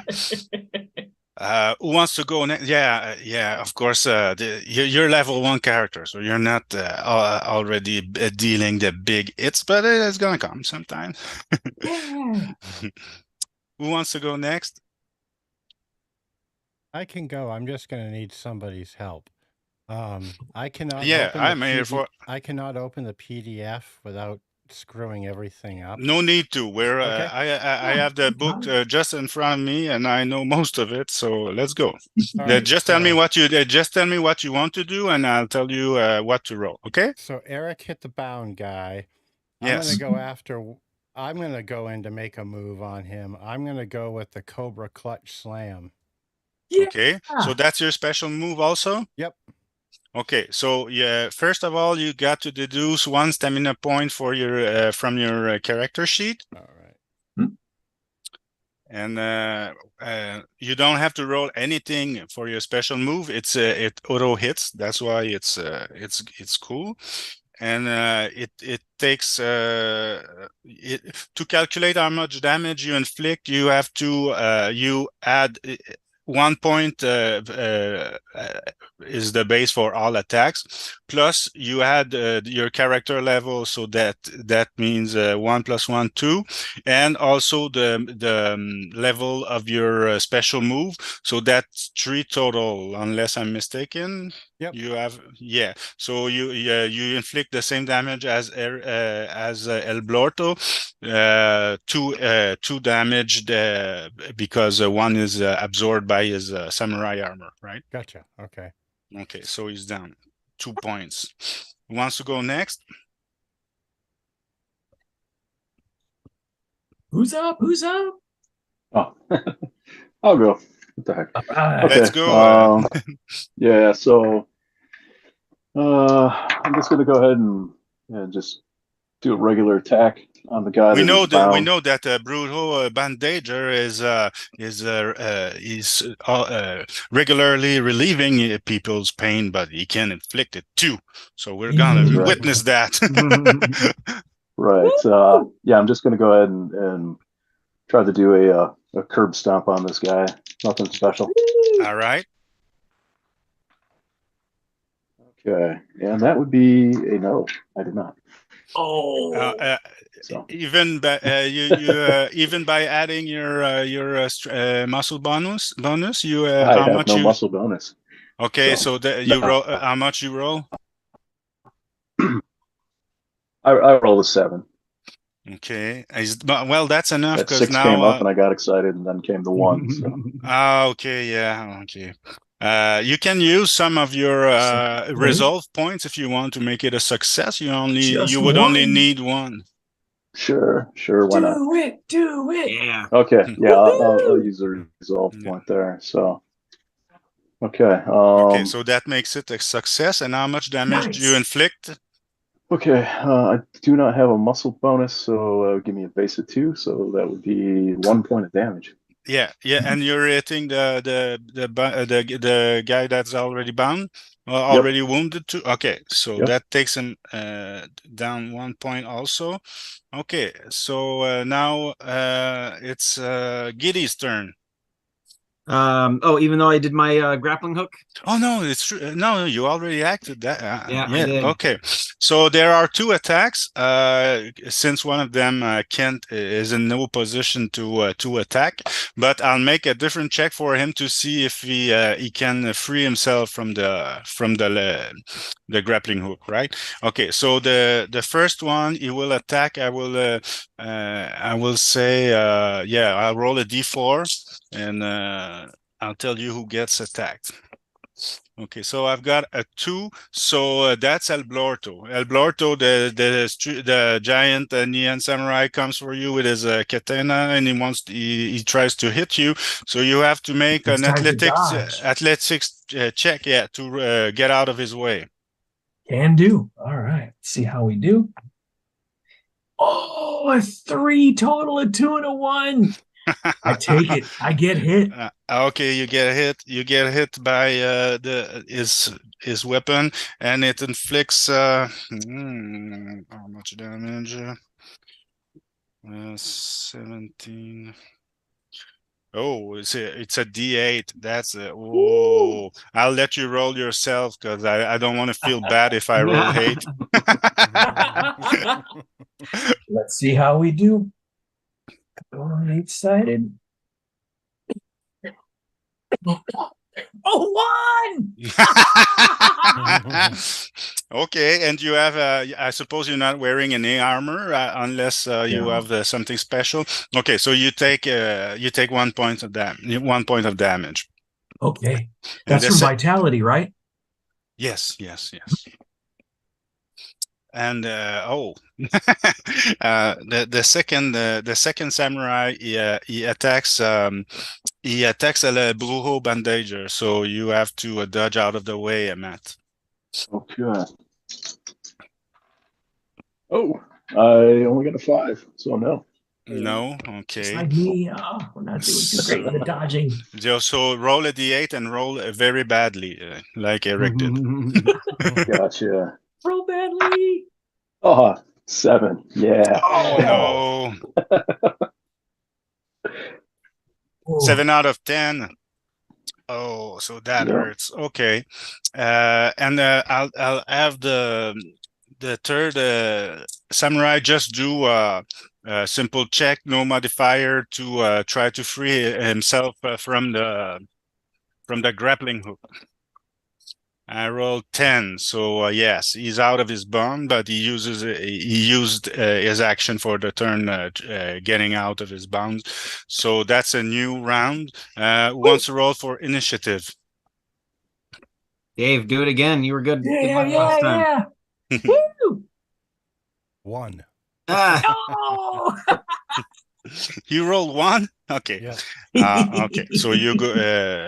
Okay. The first samurai will attack 3. I think he's going after you.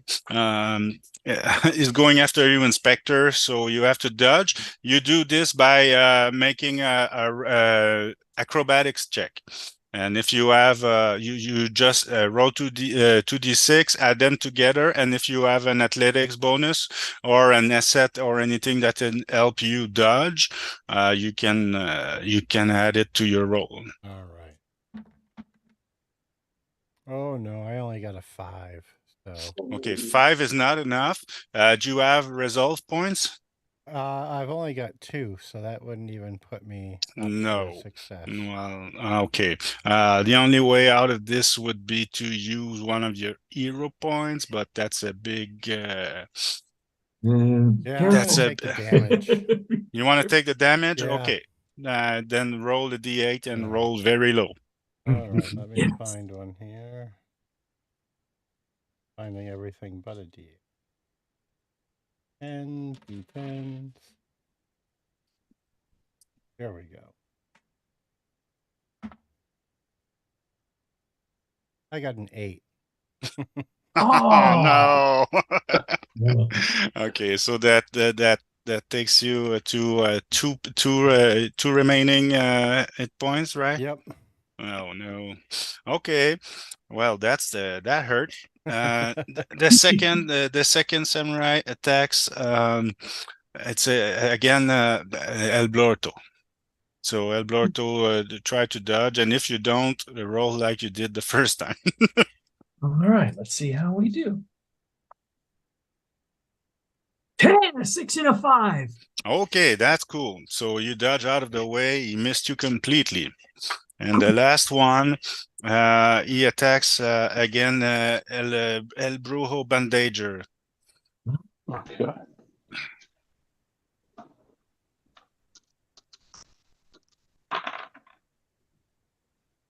Boxcars, double sixes. Oh, that's cool. And you also gain a hero point. Okay, Okay. wonderful. So when you roll a critical during a fight, you can it has a different effect than when you're doing a usual roll. So a skill check, for example. So if you're attacking and you get a critical hit, you inflict double damage. But if you were dodging and you got a critical hit, then you have a free attack. So you can try a free attack. If you miss, nothing happens, and you can still attack during your turn as normal. But now you have a free attack because you throw him off completely. Okay. All right. Yeah. So I'm gonna Nice. go ahead and try to rabbit punch this guy here in the kidneys. Yeah. And I rolled an 8. 8 does it. Hey. All right. Yep. So yeah, same deal again. Base damage is 2, so 1 point of damage on this guy. Okay. Well, now he's he's starting to feel it. Yeah, he's getting down. He's lost more than half of his point. So okay, then it's your turn, and you can attack in whatever order you prefer. All right, who wants to go first?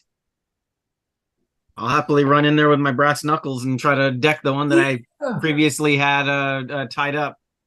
Yes, go for it. He's very wounded right now. So and so my brass knuckles is a +1 to attack. I don't have any muscle bonus though.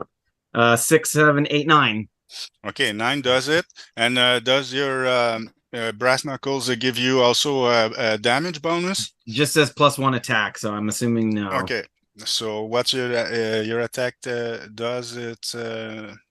You don't have a muscle bonus? I don't. So, okay, so that means 2 minus 1 is 1. Okay. He's almost done. Who goes next? These guys are tough, man. Yeah, they are. They're wearing armor, yeah.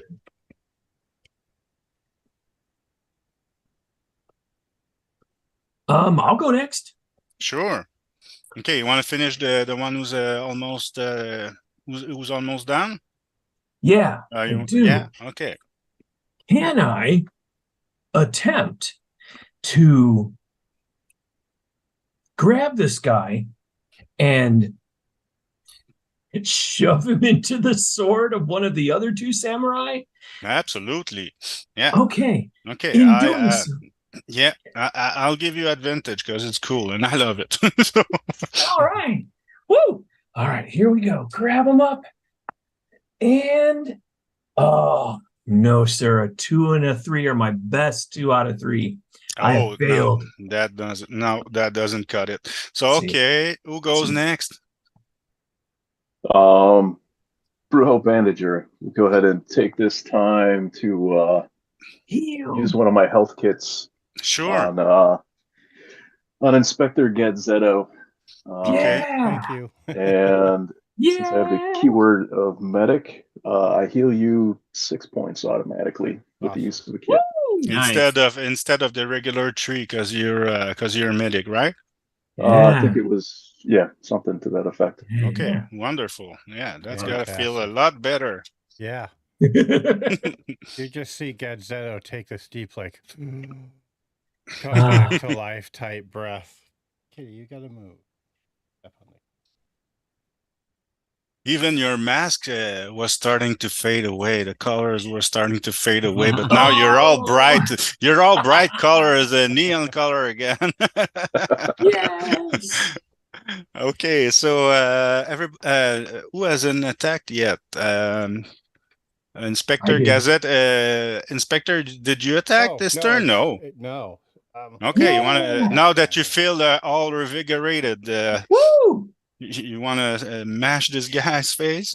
Yeah, I'm gonna just jump up and drop kick this guy. Yeah, I love it. Yeah, Kirk style. And I got a 7, and I'm gonna spend one of my resolve points to make that Sure. an 8. Yes. Yeah. Yes. So then that will be.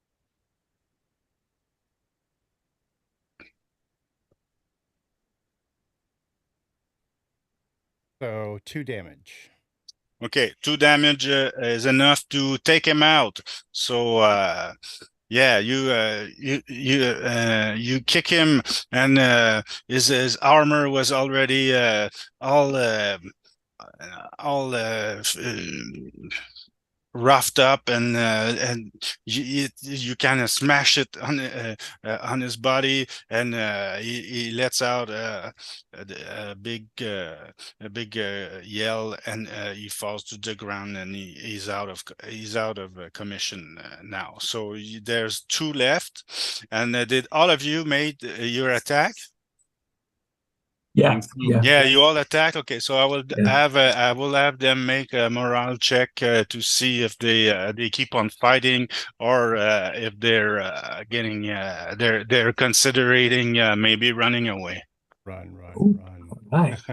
No, they're holding on. They're holding on. So roll for initiative. Anybody? Want me to do it again? Do it. Yeah, sure. Gotta redeem yourself now. Yeah. Do it. I did do better with a 2.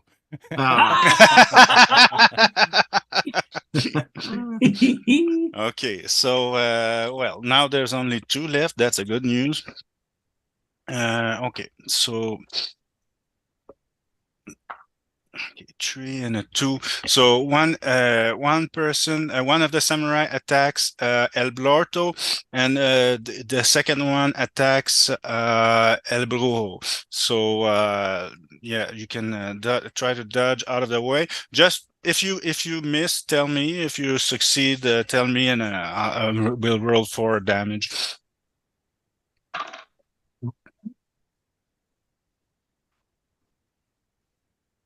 Nine. 3 and a 6. That's okay. That's great. You dodge out of the way again. Great. Is acrobatics your strong suit? No, it's brains. No, it's brains. You're the sleuth. Okay, you just roll better for acrobatics. I can't hit anything, but at least I can run out of the way. I got a 7 plus my acrobatics, so I got an 8. Okay, wonderful. So nobody gets hurt on your side, so you can all counter attack now. All right, who's going first? Who's got a plan? The 2 that are left they're not wounded. They're total health, so it doesn't matter which one you attack until you wound one of them. I got a notion. Can I pick up the sword from the fallen one and use it as an asset? You can only use blunt weapon. You can't use fair. Potentially dead non-lethal weapons. Yeah, exactly. Yeah. So you can use a club, or like Jason, he has brass knuckles, or things like that. But Luchador fights with no honor. blades. Yeah, no blades. Okay. In that case, I think it is time to. I think it is time to try to Oh. Now, well, let's just make an attack. Here we go. Okay, go for it.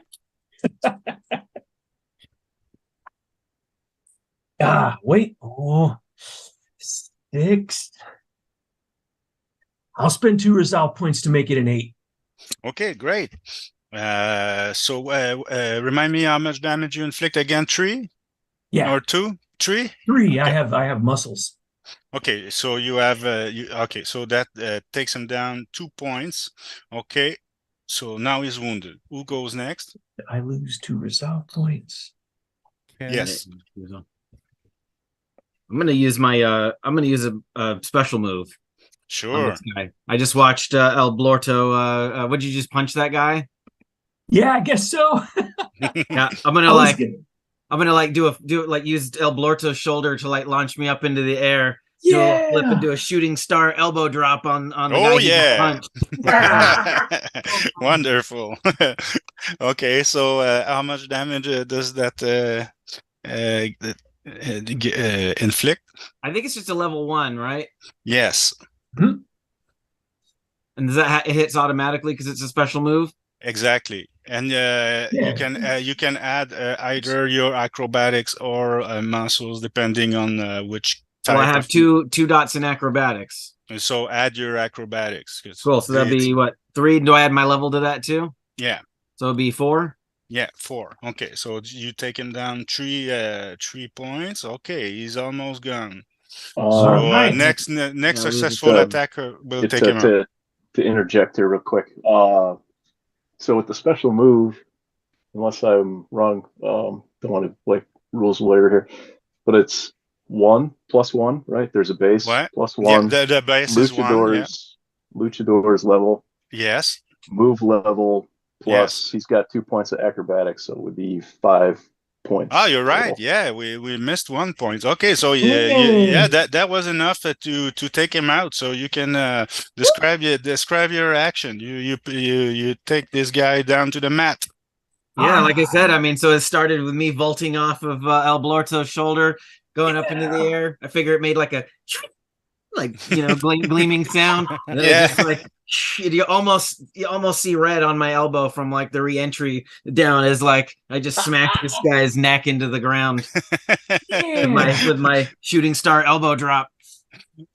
And then we see the guy falls to the ground in slow motion.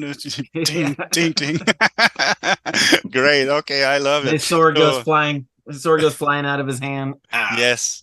Very dramatic. Excellent. Okay, so there's only one of these guys left. Who hasn't attacked yet? Yeah, okay. Yeah. Okay, so yeah, I'm gonna go ahead and use a special move on this guy. Yes. So I'm gonna go ahead and do a delayed standing suplex on this guy here. All right. So we'll for dramatics sake we'll do it so his back's across a parking block. So my base for my special move is a 4. Okay. So it would be 3 points of damage. 3 points of damage. That's great. Okay. So yeah. Okay. And I come up clutching my head, how they always do after they, give someone a suplex, because it hurts. Yeah, super nice. Okay, and what about you, Inspector? What kind of attack you wanna use? So this guy's standing there after the Brujo just nailed him, and I'm gonna come running up and try to do a flying clothesline. Yeah. That seems like the right call. Yeah. Ooh, I got an 8. That's enough. Okay. So remind me your damage again. So I have no muscle, so I think it's just going to be 2. Okay. Okay, so he's almost out. And roll for initiative. No, yeah, I went first. Okay, so it's time for another for hopefully the last initiative for this fight, I think. Who's gonna do it? I just keep getting better. I got a 3 this time. All right, all right. Well, at least you're constant. It's always you always raise up by 1 point. Yeah. So next time Yeah. you'll be you'll have enough to win the initiative. Okay, so there's only one guy left, and he's pretty roughed up right now. So he'll make a moral check, right? He's still holding on, so he probably is very frightened of his boss more than he is of you. So he's not running. He's not running away, and he will attack. He will attack El Blorto. So El Blorto, try to dodge out of the way. You're pretty good at this, so prove it. Okay, let's see how we do. 8, 5 and a 3. 8, wonderful. Okay, so who wants to put this guy out of commission by letting him the final blow? Blorto, do it. Yeah, I want to try. Let's go. Okay, this is time to heave him up. This is cyborgs or cyberpunk samurai guy. Okay, so it's time to grab him by the front of the armor and the belt and just pick him up and smack him down on his head. Let's go. That sounds cool. All right. Come on, baby. Come on. What do we got? 5, 6. Man. All right. I spend my other 2 resolve points to make it an 8. Okay. So, well, you did whatever you roll. It's gonna. You don't need. It will be enough to take him out of commission. So you land him on his head on the concrete, and as the helmet gets all smashed up, and he falls unconscious to the ground with a loud metallic sound. And he stops moving altogether. So you can go to the chopper as you intended to, unless you want to heal yourself or do something else before heading down to the marina. Somebody needed to get patched up still because somebody took a lot. Yeah. And if you want to take a quick rest, you can take like a 10-15 minutes and heal back 3 points. The only thing is that I get to roll for random encounters. So every time you take a short rest, there's still danger that potentially a new enemy will show up. But it could be helpful since you're headed for more trouble and you all took a bit of damage, I think. For the sake of going after crime at speed, can we rest while in the chopper flying towards the next spot? Yes. All right. I will allow it. You won't be unless there's another vehicle chasing you and there's a fight. But resting in the chopper is fine by me. Ooh, okay. I'm undamaged, so I'm happy to pilot the chopper on the way over there because I don't really need to rest. Cool. Okay, cool. And Matt, you had a question too, I think. Yeah, I was going to say I have. Okay, so I have 1 med kit left, which I can just use, and we can go and avoid the random chance if you want me to spend that asset. But I'll allow that as a group decision because that's something we can use in combat. Mm-hmm. Yeah, we should save it. The boss fight is always terrible. Yeah. Yeah. Who's hurt right now?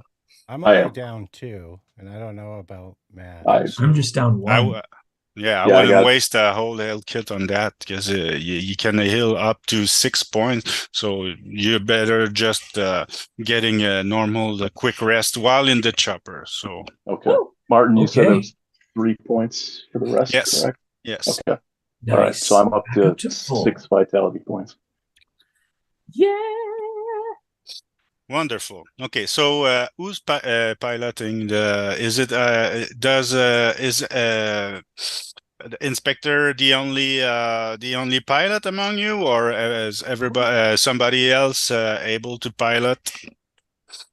I mean, I'm an alien, so I figured this Earth technology is pretty simple for me. I've seen vehicles like this before on my home planet. This is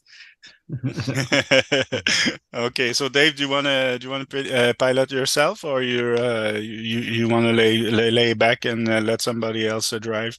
I Ooh. will let Starro pilot for a while so I can get back to full health.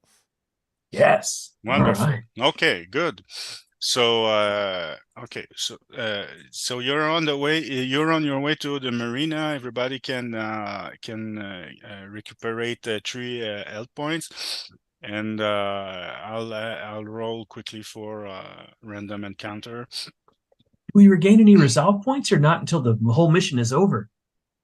No resolve points don't come back. Hero points you can you can earn more by rolling critical as you did earlier, but no resolve points, they don't come back. Some character archetypes have more than the usual, but they don't come back. They just regenerate between episodes. Right on. So okay, so you don't have a random encounter on the way there. They don't have flying vehicles, or the Neon Samurai is all they had at that moment.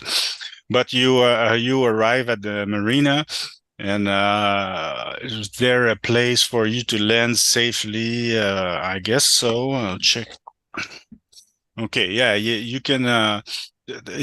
There's a parking lot, not Nice. not very far from where you're going, and you can land there if you want. Yes. Before we land, let's say since we're up in the air, helicopters are great for reconnaissance. Yep. Absolutely. Ooh. To fly out over the bay a little bit. And we have some type of a weapon thing that maybe we can soften them up from the air, perhaps. That's Yeah. also Got the very bolo. true. Okay. Okay.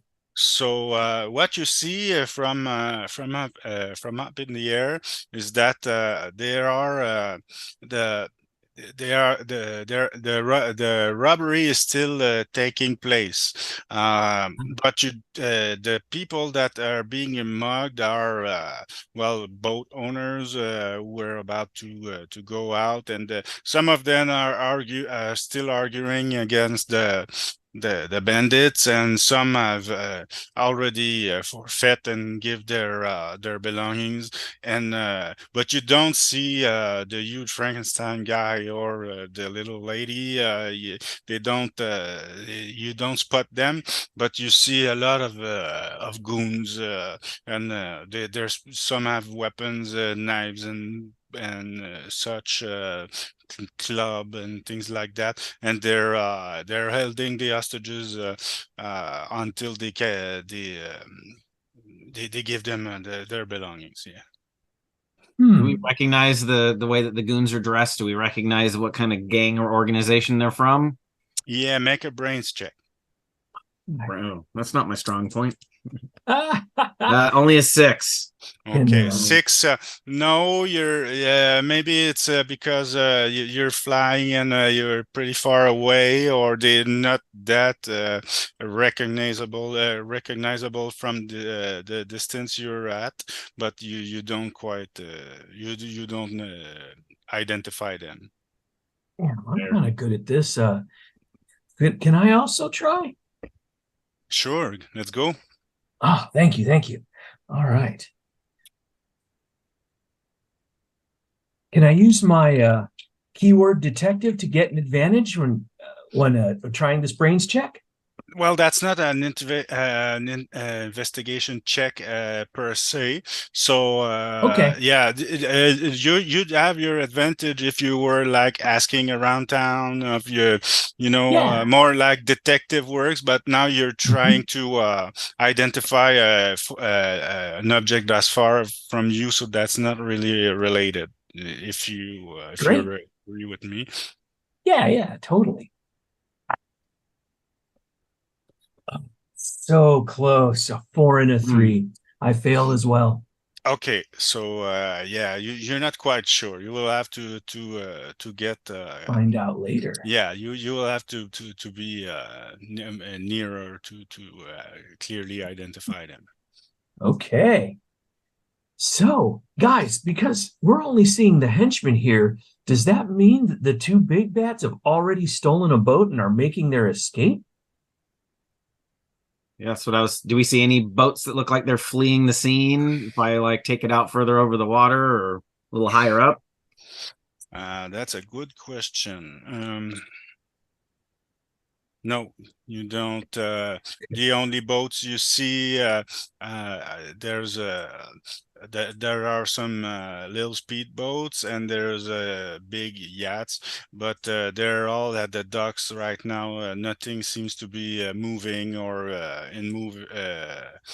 Yeah, they're all immobile and they're at the docks.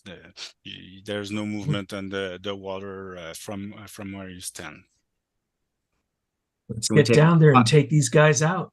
Yeah, do we want to try to take a pot shot at the goons to thin their numbers out with like our was it a did we go with a tranquilizer gun on the helicopter? Yeah. There was a bolo gun.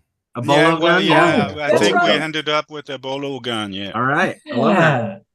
So I think we try to take a pass and see if we can bolo a couple of these dudes on our pass before we land, just to thin the numbers.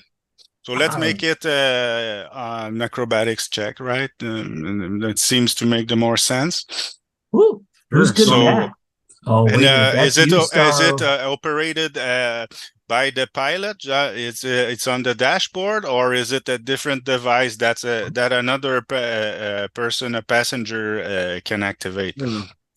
I don't know, Inspector. This is your helicopter. We're gonna have to say it's side mounted by the door. Okay, so if it's side mounted, then somebody else could take a shot while Giddy is piloting and is getting ready to land the chopper. So somebody else is firing the bolo gun. So who is it?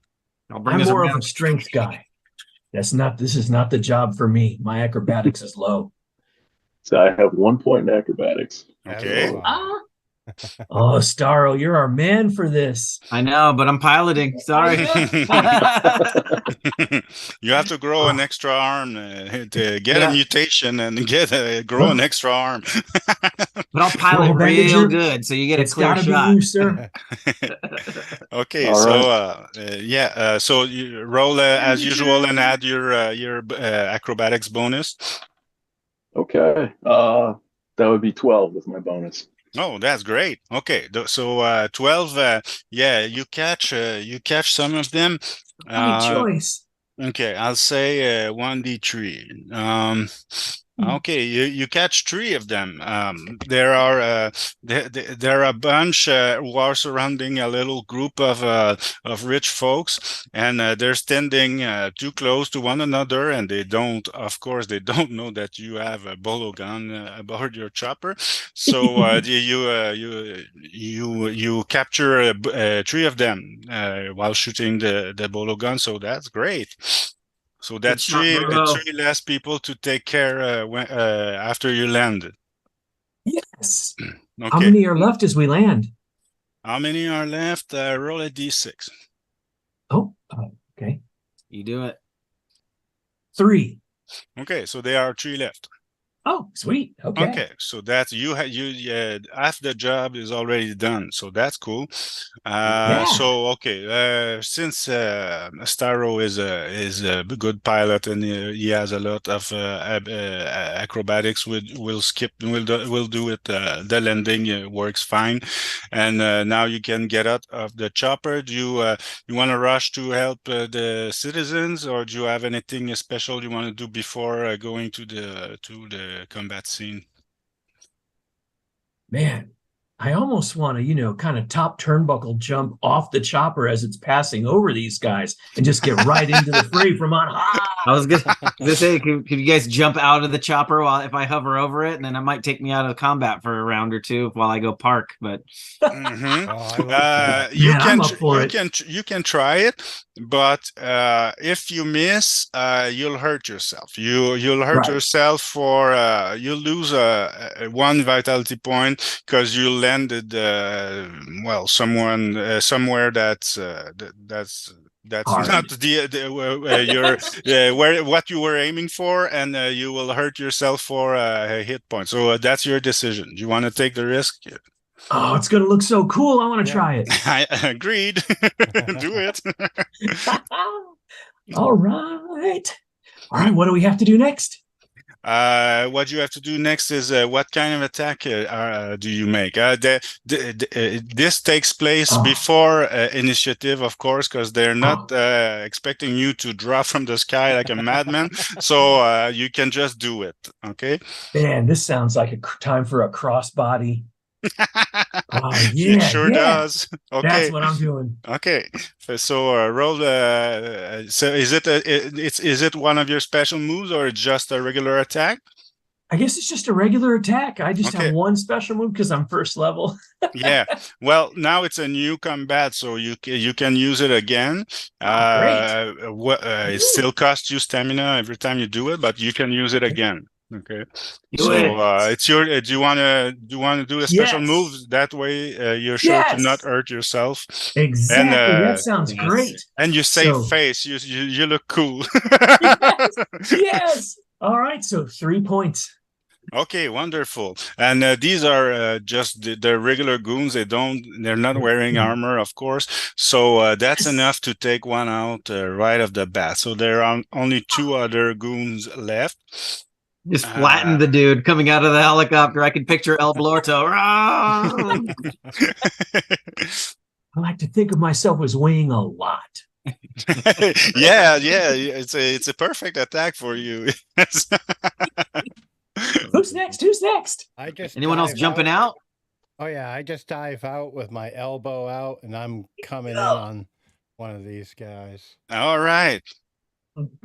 Oh yeah. Well, I hurt my elbow.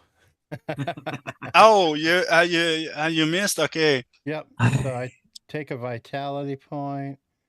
And then your next attack will roll for initiative like usual. So you missed, probably because there was the first attack, and like the people saw that, and they start panicking and running in all directions. So he ran away before you can land your blow when you. You're lucky and nobody noticed that, so you're good. I get up and I look back and forth everywhere. I dust my elbow off. Great. Okay, so well, of course, the pilot is not gonna jump off the chopper. So, Matt, you wanna wait until you're out of the chopper, or you wanna do an attack midair like the other did? Brujo Bandager is maybe got a little more discretion than these other 2. So realizes they can take care of these 2. I'll ride it out. Okay, great. Highly sensible. Yes. Yes. Okay, so you land the chopper, and the 2 goons that are left, they will make a morale check because they see these 4 big luchadors getting out of the chopper, and they know they're in trouble. Now they're overpowered, and they know it, so they may attempt to flee. Now we'll check. Okay, yeah, they run. They see as soon as the chopper lands, and they see 2 other luchadors get out. And maybe they've heard of you, and they're like, "Oh fuck this! I'm not paid enough," and they make it. They run for it. So now there's one. There's 3 that are captives in your trap, and one that's KO'd on the dock somewhere. And the rich folks, they start running in your direction and thanking you, congratulating you, and what you want to do? All right, let's round. I'll go pick up the KO guy and drag him over to the other 3 so we can make sure they're all tied up and ready for the police to come and take them away. And I guess it's probably a smart time to take just a second to make a call to the police. Oh, they already know because they told us this is happening. So they're on their way too, right? Yeah, they're on their way. Land. But you arrived quicker because you went by air, and they're probably stuck in traffic somewhere. So Yeah, Sweet. you can definitely Just make sure like the other guy's tied up. make sure they're tied up, okay, and make a brains check while you're doing it. And if you succeed, I will give you a bit more information. 5 and a 3. I got it. Okay, so while you're dragging one of the guys away and tying him up so he goes nowhere, maybe on something on the dock, you're Oh tying yeah, him we're up. on the marina. There's plenty of rope around here. Lots of rope, Exactly, and you're tying him up, and he's wrestling, resisting a bit yeah, and he doesn't want to make it too easy for you, but a bit of his forearm gets revealed, and you see that he has a very strange tattoo on his forearm.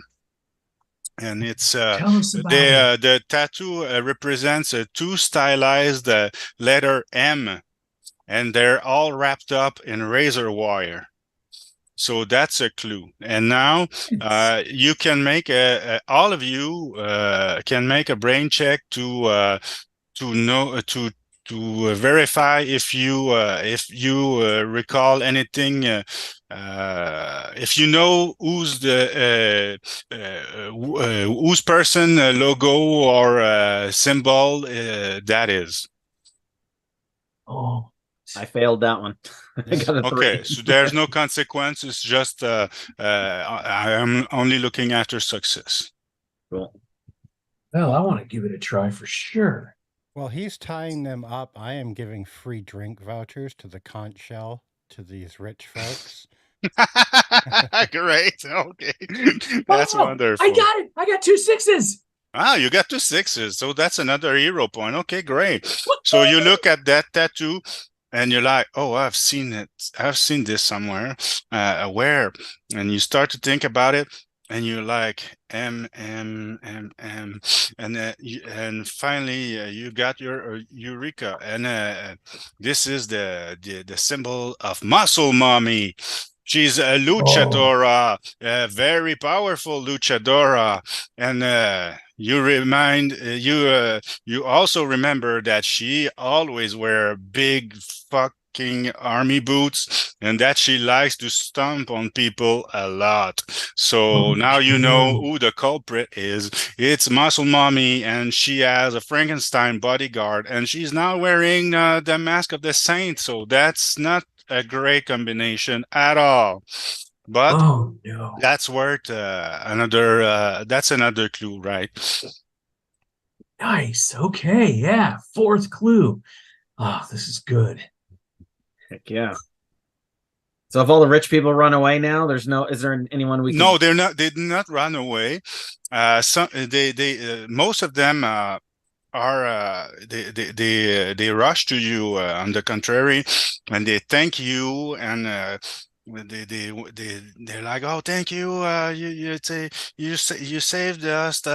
Those guys we don't know what they're gonna do to us. They're animals. And you can ask them anything you want. They're very grateful, and they will help you in any way they can. Oh, to start really quick, how were the goons armed? Like, were they armed with anything, or were they just... They have small weapons like knives and short billy club, and one of them also has a brass knuckle. So if somebody wants to get a hold of a pair of brass knuckles, it's up for grabs. Me. Okay, so you can have the brass knuckles. They give you +1 to your attack rolls, to your regular attack rolls, right? And the billy club, somebody can use it if they want to, and it gives +1 damage for regular attack.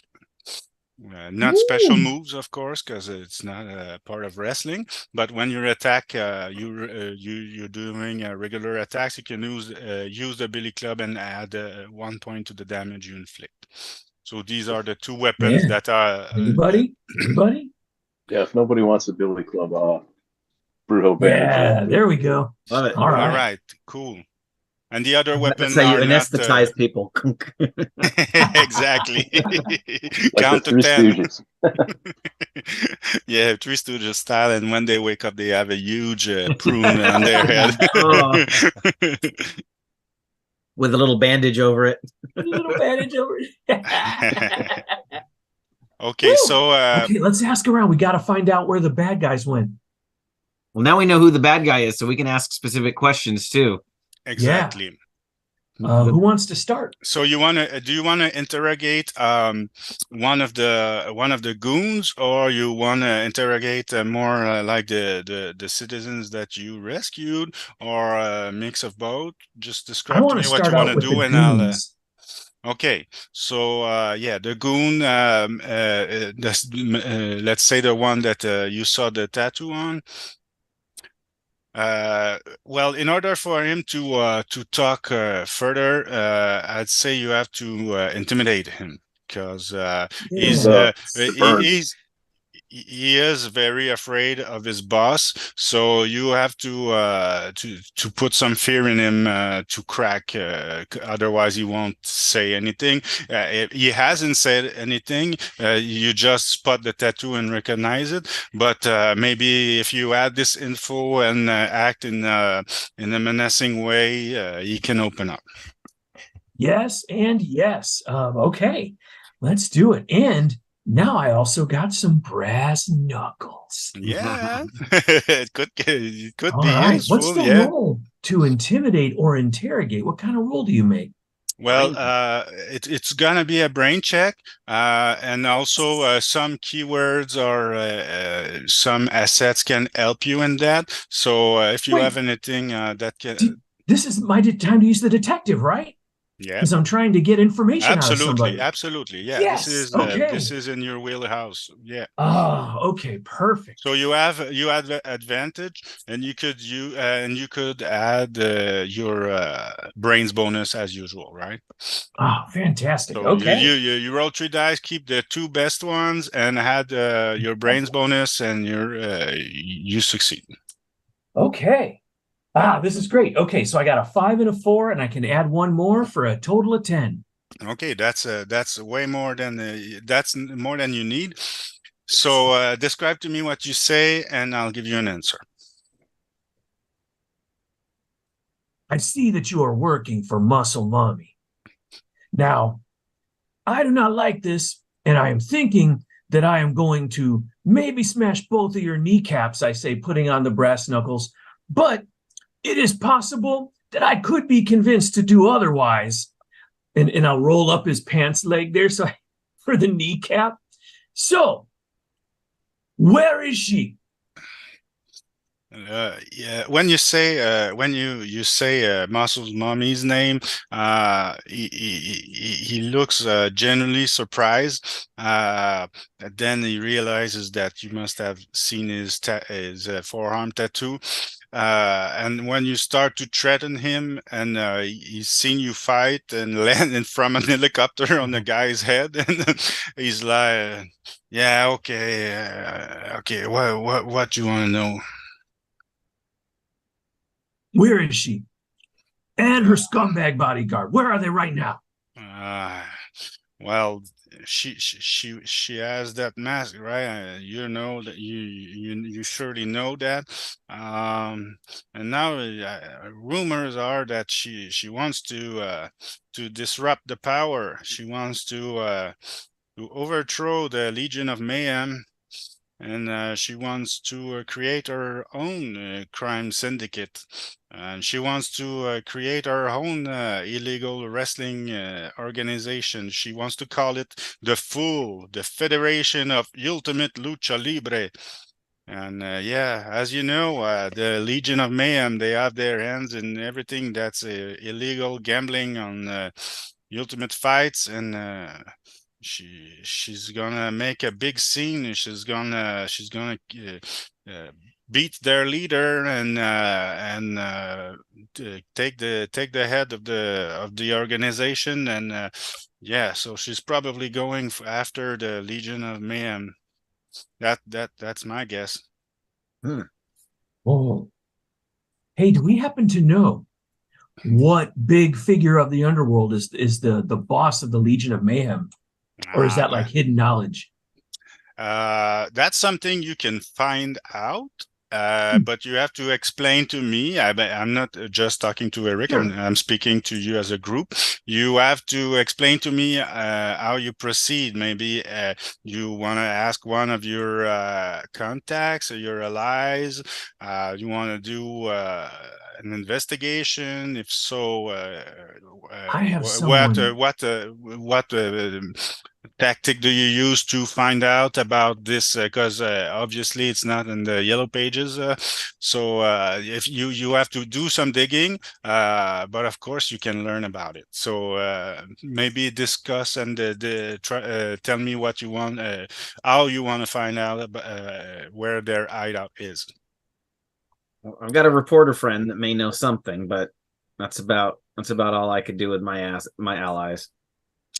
What's your ally again? I've got a reporter friend, Sable Jones, Okay. works at the Muscle City Times. Well, that's yeah, that could be very useful. So you can find a phone and phone your contact. I'll allow it. Do anybody else want to try something different? Well, While you're doing this. I also wanted to try to call one of my allies. Okay. What does your ally do? Okay.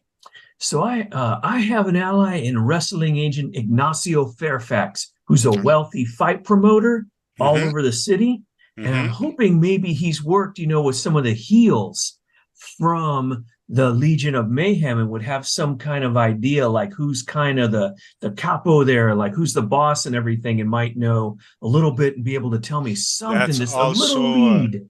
That's also very yeah, that's very useful. So that could work too. So we'll start with Giddy's phone call to his reporter friend, and if that doesn't work, or if you want to ask a different question to your contact, then we'll continue with yours. How does that sound? Does anybody else has any other ID? Well, I've got a taxi driver as my ally. Okay. And we could always check in and see if said driver has given a ride to any Legion of Mayhem members and overheard anything from the front seat. Yeah, and the cab driver, he knows a lot of things, and he doesn't sleep much, and he goes to every part of town, and he hears a lot of things, so that could be useful too. Nice. So we'll start. So I think with these solutions, we probably get what we want. So let's start with Giddy Starro and his reporter friend. Yeah, so I'm gonna go to we're at the marina. I'm gonna go like wherever the main office is, and I'm gonna just bust open the doors and say, "I need to use your phone right away." Oh my God, it's Giddy Starro. Giddy Starro is here. Hey, look at this. Oh, you're so cute on TV. She's like, yeah. She hands you the phone, and another girl fetches you like a soda pop, and she gives it to you. And she's like very shy, and she's all red in the face and starstruck. Love it. I'll sign some autographs and take a selfie or two while I'm getting set up there. Great. Yeah, so I'm gonna call my friend Sable Jones from Sable Jones at the Muscle City Times, and just say, "Hey, Sable, it's Giddy. Do you what can you tell me about the Legion of Mayhem? Specifically, who's in charge? Like, who's the big boss right now?" Who's the big boss right now? Yeah, it's that guy. He's the one-eyed king. Yeah, he's a giant furry cyclops. He's not very bright, but he's a terrible fighter, and they all fear him. And fortunately for him, his entourage is a bit more thinking forward than he is, so he manages to stay on top, but some says his days are numbered. I don't know. Is something going up with the Legion of Mayhem? Yeah, I hear someone's trying to overthrow them. I mean, I'll give Sable all the inside scoop because she hooks me up with a lot of good info. So I Yeah. heard that Muscle Nice. Mummy's trying to muscle in on his territory. She's very interested in what you have to say, and she's excited. She takes notes, and she's like, "Oh yeah, that's amazing. Okay, let me know how that goes, and if you have anything else to tell me, I want to hear first." Okay. All right, definitely. Ooh man, Okay. I'm conflicted, but I decide ultimately not to tell her about the missing mask yet. Okay, so she's very helpful. So she told you that yeah, the boss is of the Legion of Mayhem right now. He's called the One-Eyed King, and he's a Cyclops.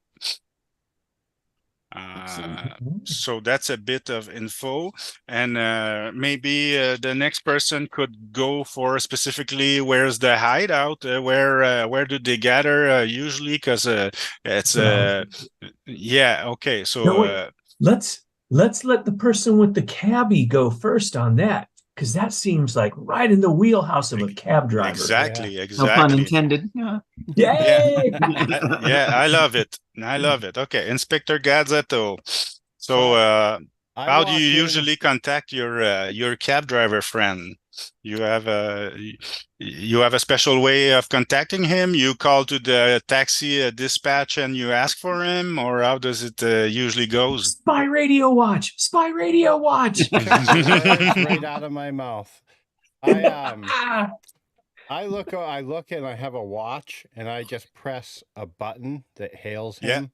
Yeah. And usually within 5 to 10 minutes, he gets to wherever I am. He's able to track it and find me because I've given him a receiver. Wonderful. And nice. Yeah, you're the super spy. You got gadget are your thing. Okay, so he picks up instantly, like he's always looking for something, some adventure, something exciting to do, and you become friend over the years because he sees a lot of crime and he's sick of it, and he wanted to do something about it, but he can't because he's just a guy. But now he's not. He has this luchador friend, is the crime fighting luchador friend who can dish out justice. So he's very excited every time you call, and he could help you put one of these creeps in jail. So he answers immediately and says, "Yeah, okay, I'm alone. Talk to me." Well, thanks for getting back to me, Travis. Anytime. I'm wondering if you've given any the Legion of Mayhem guys rides anywhere. Yeah, to them, yeah, and also all the people who all the gamblers, they are always gambling, and they always ask me to run to their place. There's a lot of money getting wasted in this place. Yeah, their hangout at the moment is an old gym. Wait a minute, I'll tell you the name and the address, and Nice. he says that the name of the old gym that's where they gather up and when they have their hideout is called the Coliseo de los Brutos. Oh yes. And that's where they gather, and that's where the most important illegal fights and the gambling takes place. Thank you so much, my friend. Anytime. Don't forget to tell me all the details when you're done, right? I won't. And I was thinking, the other day after we met up, you'd look great with a mohawk. That's right. But I'm afraid some of the old ladies, some of the old ladies I carry around sometime, maybe they think I'm a punk and they'll be afraid of me. I don't know. Maybe I'll try it sometimes. Hey, thank you, Inspector. Thanks, Travis. Good. Yeah. Woo. So now you got the info you were looking for. So if you think you have everything in hand, we can add directly to to the Let's last go! to the showdown, right? Yeah. To the Yeah. Justice Copter. Yeah. So in order to move things up, to speed things up a bit, I won't be doing a roll for random encounter and or anything like that. We'll directly go to the last scene since we started a bit later than expected. So I think, Dave, now's the time for the big reveal. All right. What do you say? I think. And also for the people in chat, I have a little quiz for you. So if one of you in chat can identify what was the model, what was the real life character that inspired the Super Beast, the first person to give the right answer in chat, I will send them the PDFs to both of my Luchador games. All right. I'm going to make the switch. You guys can't compete. All right. It is up on the screen there. And are you guys all on YouTube so that you can see it? I am. I'm going there. Me too. You want me to? I can't send it in the chat. If you want to send it in the chat. No, on YouTube is fine, I think. Ooh. Awesome. It's cool, right? Yeah. Very cool. Mustafa, he did an awesome job as usual. He's the best. I love him. He's so fucking talented. He is. Yeah. Amazing. It's amazing. So, just out of curiosity, does any of you know who it is? Ooh. No, so maybe people in chat won't know, but I still the offer stands. I'll tell you after the break, right? So we'll take a 10 minutes short break, and then we'll be in the final scene. If everybody's okay with that, I have to write down some of the stats for the fight and all of that, and we can proceed to the showdown. All right. Well, we'll be back in 10 minutes. Oh, yeah, and I can tell you off air who is the model. How would I find that link on YouTube? Okay. Great. I got it on the chat right now, too. Just on our chat here.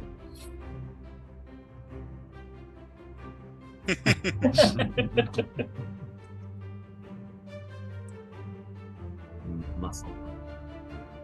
I did. I put it in the chat here on the. Wonderful. Oh, sweet. There it is. Okay. Super cool. Muscle Mummy. And her electric Frankenstein. Yes. So, okay. So I'll be back. I just have to write down some of the stuff for the fight. And we'll be back in 5, right? 5 or 10, like you want. Perfect. Okay. See you in a few. Thank you. Can you lock your sister out?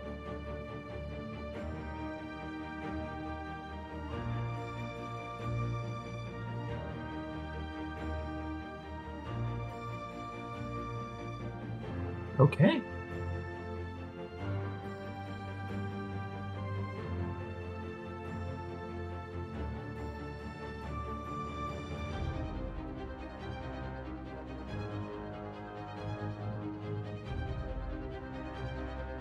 Oh, man.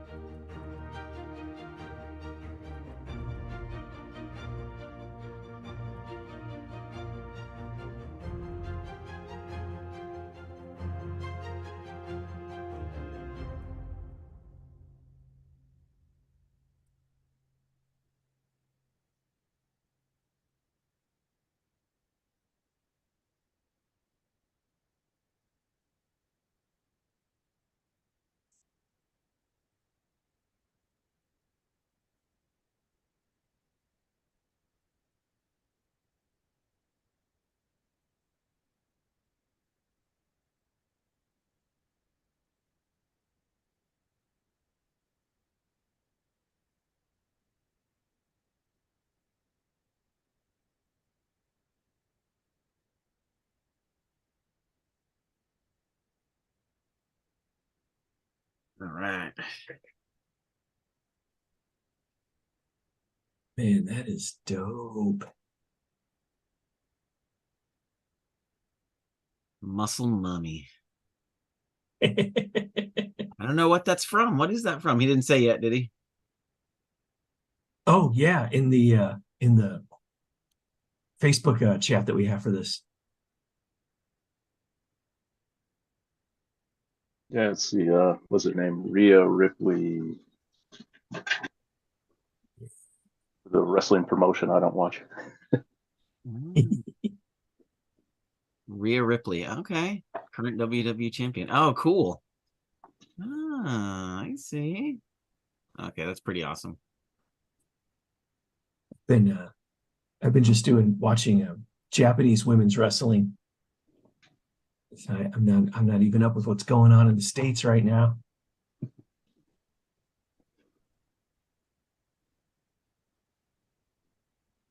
Rhea Ripley. Okay. That's super awesome.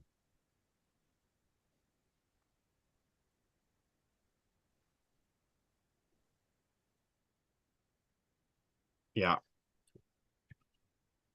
Yeah, too much fun. Yeah. Woo! Oh, oh no, she's Australian. Red.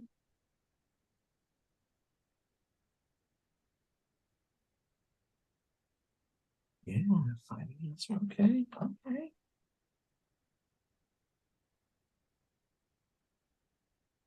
This is great. Yeah, what actress does she remind me of?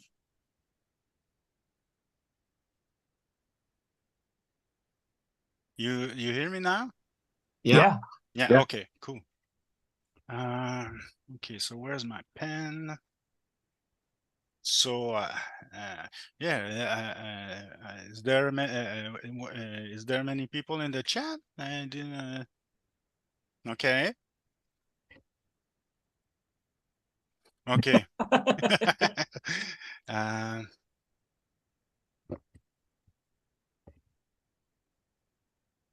ah. Justice for Ink. Justice for Ink. Okay. And his cats. Yeah. I think the cats are gonna live at the tiki bar, right? Yeah. Right. I had sound effects, but I don't know how I can play them. And since we started later, I had the bell ring and crowd cheering and sound bites like that. But I don't know. I can share them, and yeah, maybe next time. If I only play it on the speaker, I don't think you'll hear it correctly. So maybe just skip this part. What do you think? Yeah, Is that's fine. is there a way, Dave, to do it without too much hassle, or we just let it go and do it another time? Okay. Okay. Well, we'll figure it out for another time. Just roll with it.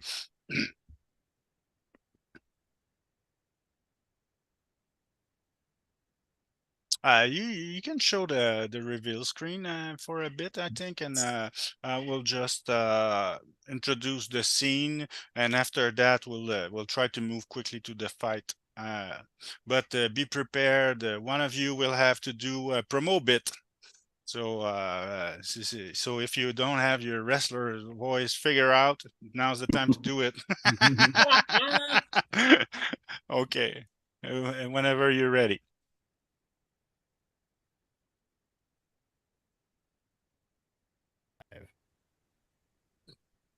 Okay, so when we left, we were informed that the Muscle Mummy's intentions were to overthrow the Legion of Mayhem actual boss, a guy named One-Eyed King, and she wanted to take his place at the head of the crime syndicate and create a new wrestling federation called the Federation of Ultimate Lucha Libre. And in order to do so, to catch her, you have to head down to the Coliseo de los Brutos, an old gym where the wrestler train, and in the underground part, in the basement, there's a whole super complex where with an illegal wrestling ring and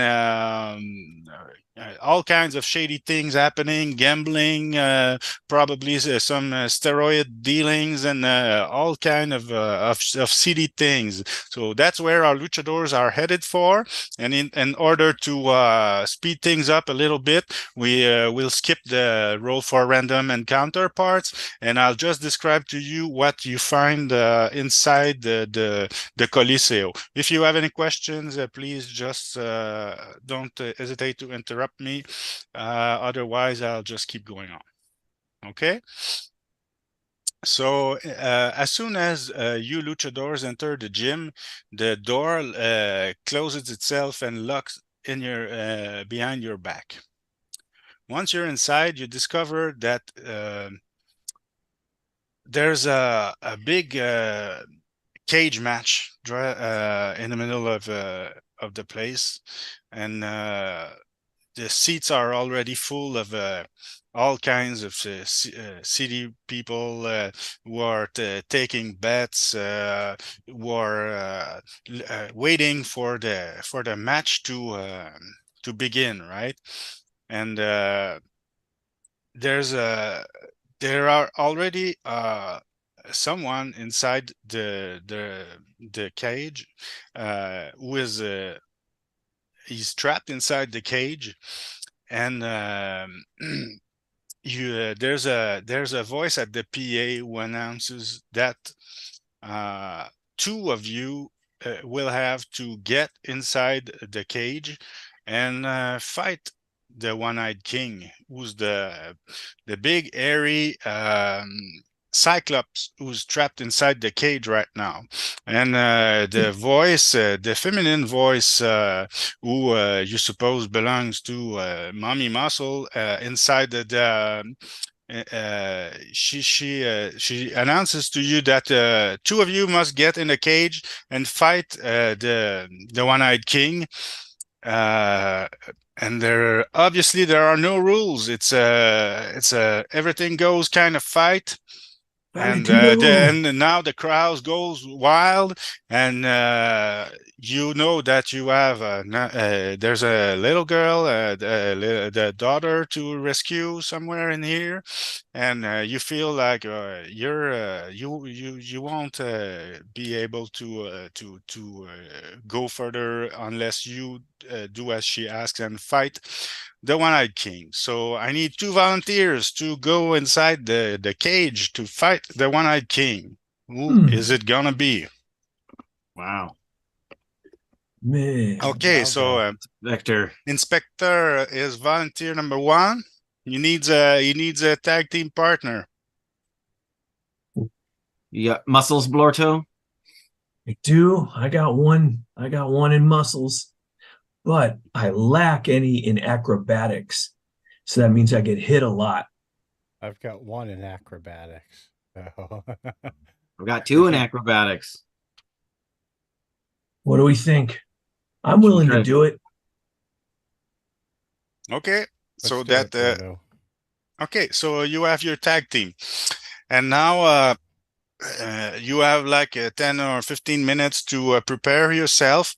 So you can, if you're not at full health, you can recuperate up to 3 lost hit point, because you can find a calm place to rest. There's a lodge in the back where you can rest and gather your thoughts a little bit before going inside the cage match.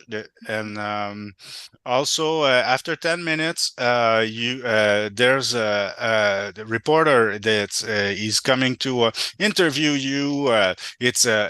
Obviously it's not going to be shown anywhere outside of this place, but it's going to be shown on big screens inside the arena, the illegal wrestling den, right after you do your promo bits. So who's going to be the face for your tag team? And I need to hear your speech. You want to take it, Blordo? Damn. I guess I do. All right. Yes, you do. Okay, so just to make it a little bit more stressful for you, I'll tell you what's at stake. If you impress me, you'll automatically win initiative for the first round of the combat. So you'll each have a free attack if you give a badass performance. So let's hear it. So it's likely, out of character, it's likely that One-Eyed King is also going to hear this? Yes, he is. Okay. There, it's going to be shown like 2 minutes after you record your bit. It's going to be shown on the screens inside the place. So yeah, he's going to hear it too. Wait, and who's with me? Who's my tag team partner? The inspector, secret agent Inspector man. Gazzetto. Yes. Yes. Yay. Secret agent. Yeah. Maybe that's your ring entrance song. Yeah. Yeah. There you go.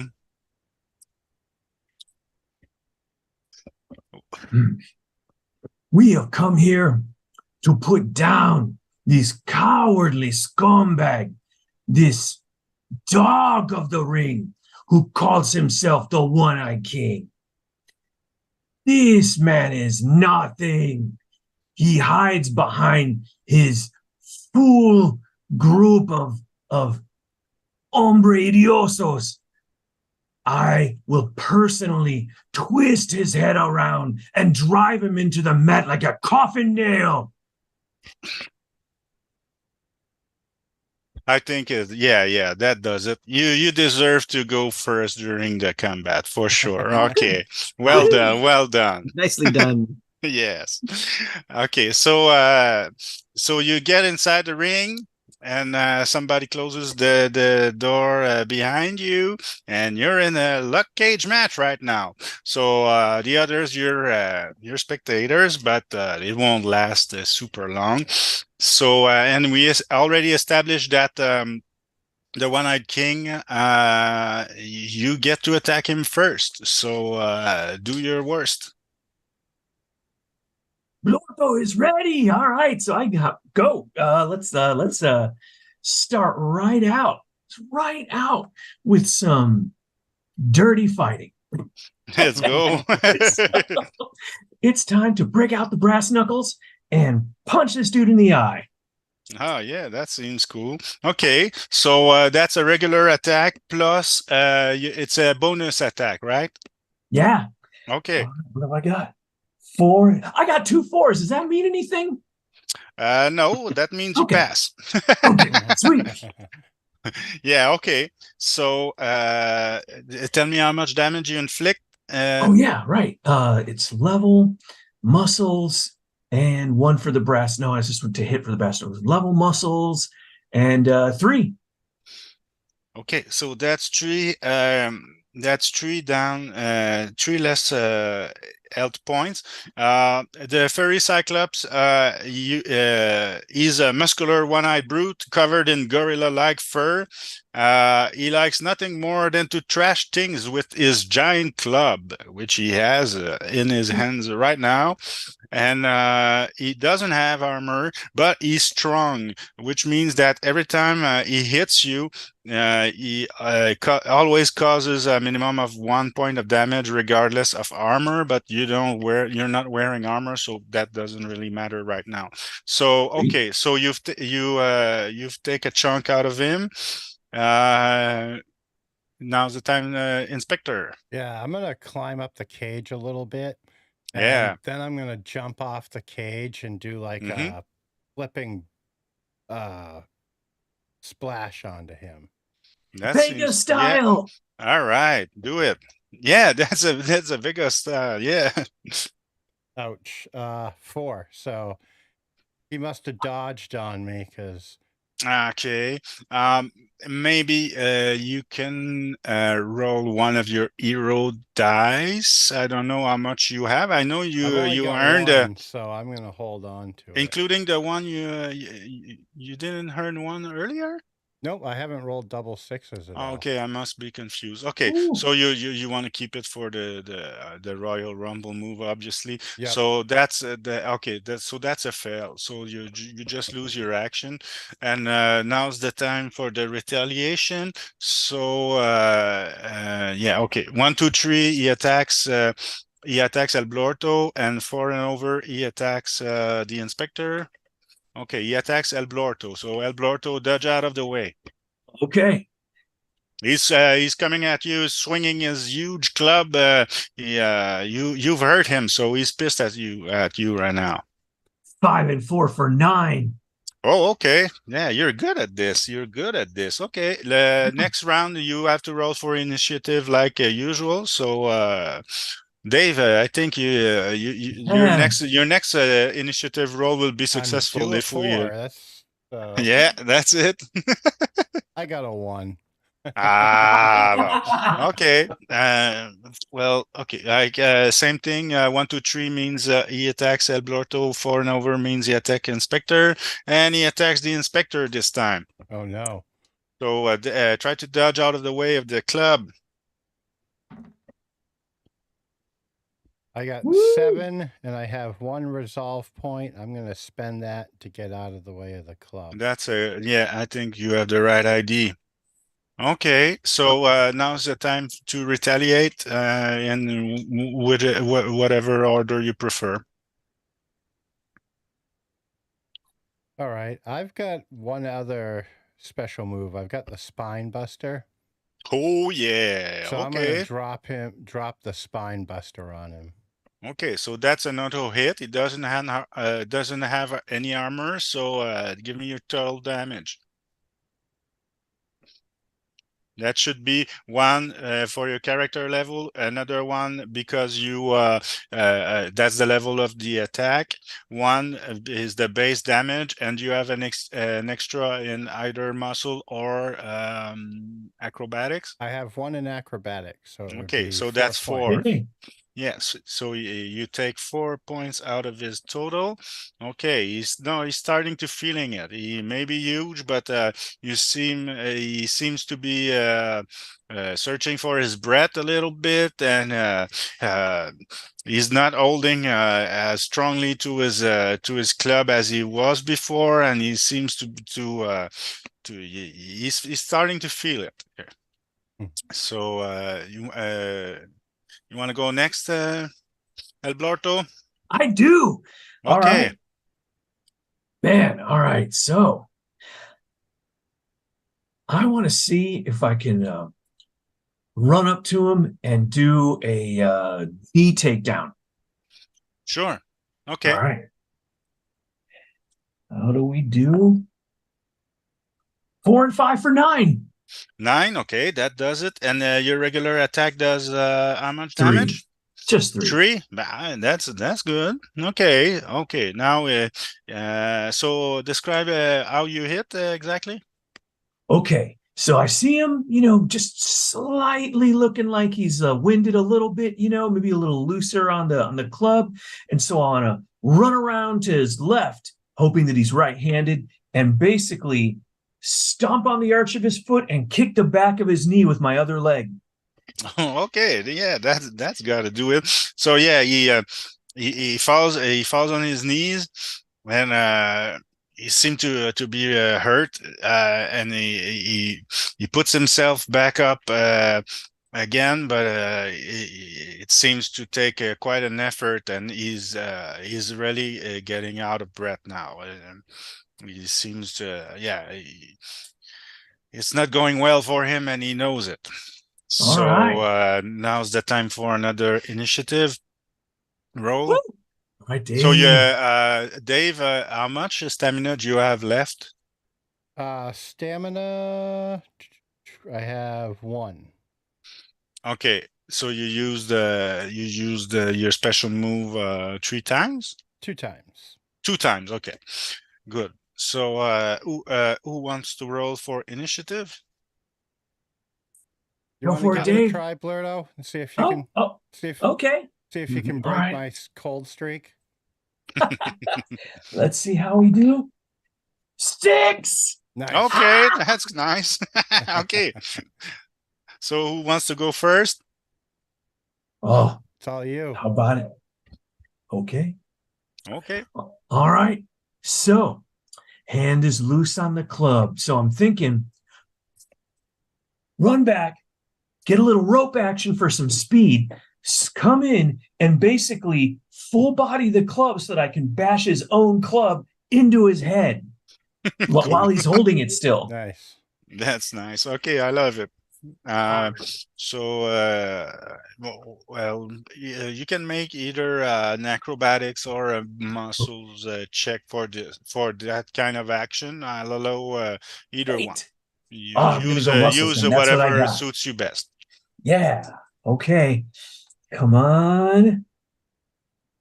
Oh, 3 and 3 is 6 plus the 1. You're I need short. 1 more. Yeah, you're short 1 point. Can I do a resolve point or a hero point?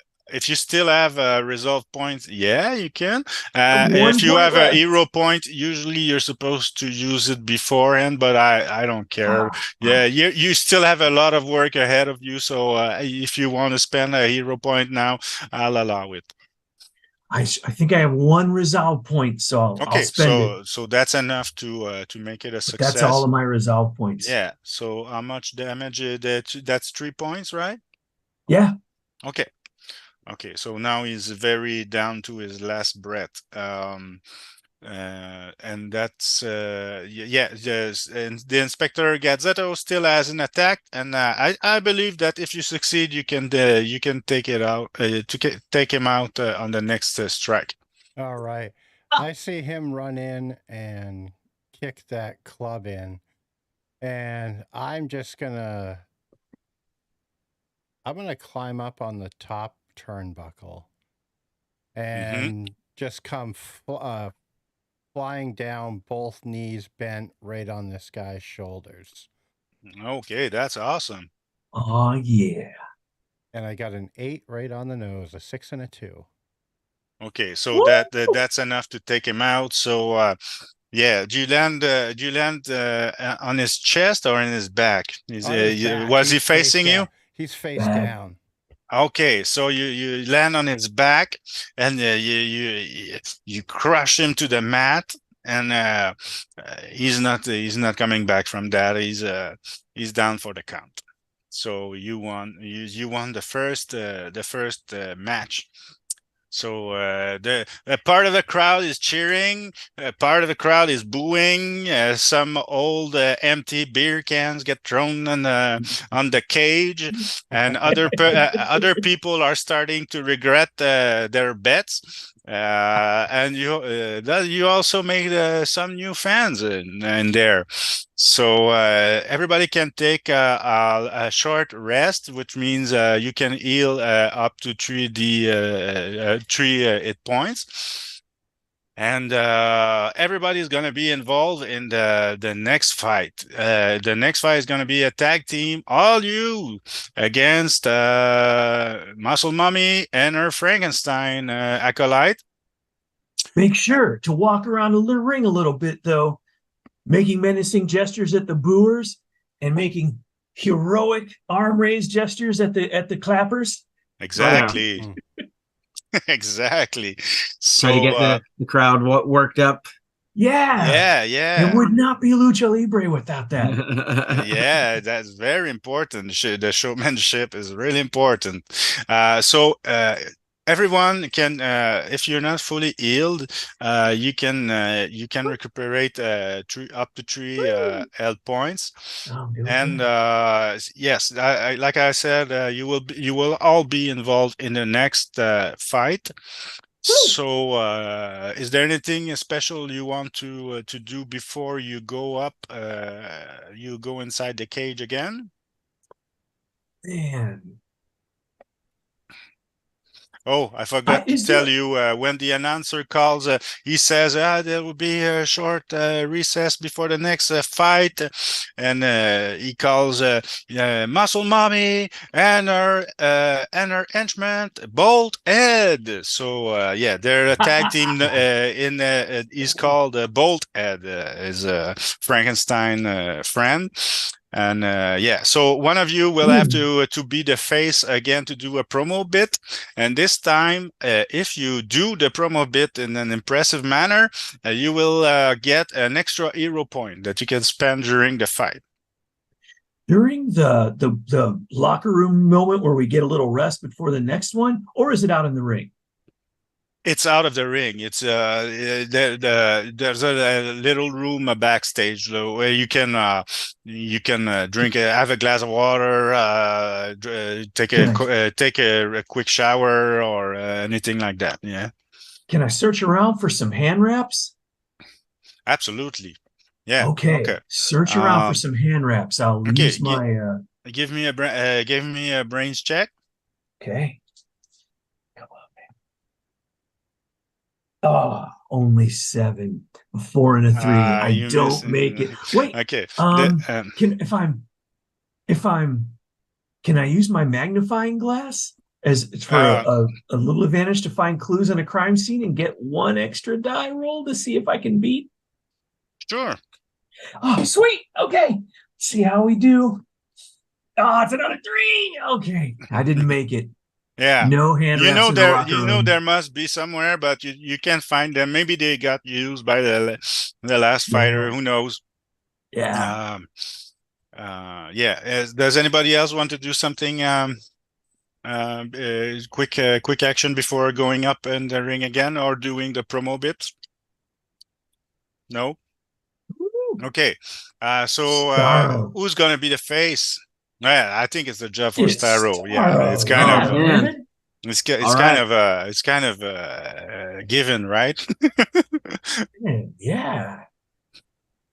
Okay. All right. Yes, I mean Star will do it. Woo! We're listening. All right. He's like, people of Earth, I've come from light years away to help destroy the eternal curse of the Muscle Mummy. With me and my team of Justicios, we will wipe out the Muscle Mummy and the Bolt Head from existence. And any chance of her federation of ultimate Lucha Libre will make them look like ultimate losers. God, I wish I had picked up. Oh, I should have picked up a folding chair so I could twist it behind you as you say this. Oh, missed opportunities. And also you've got to get the luchador mask from her face.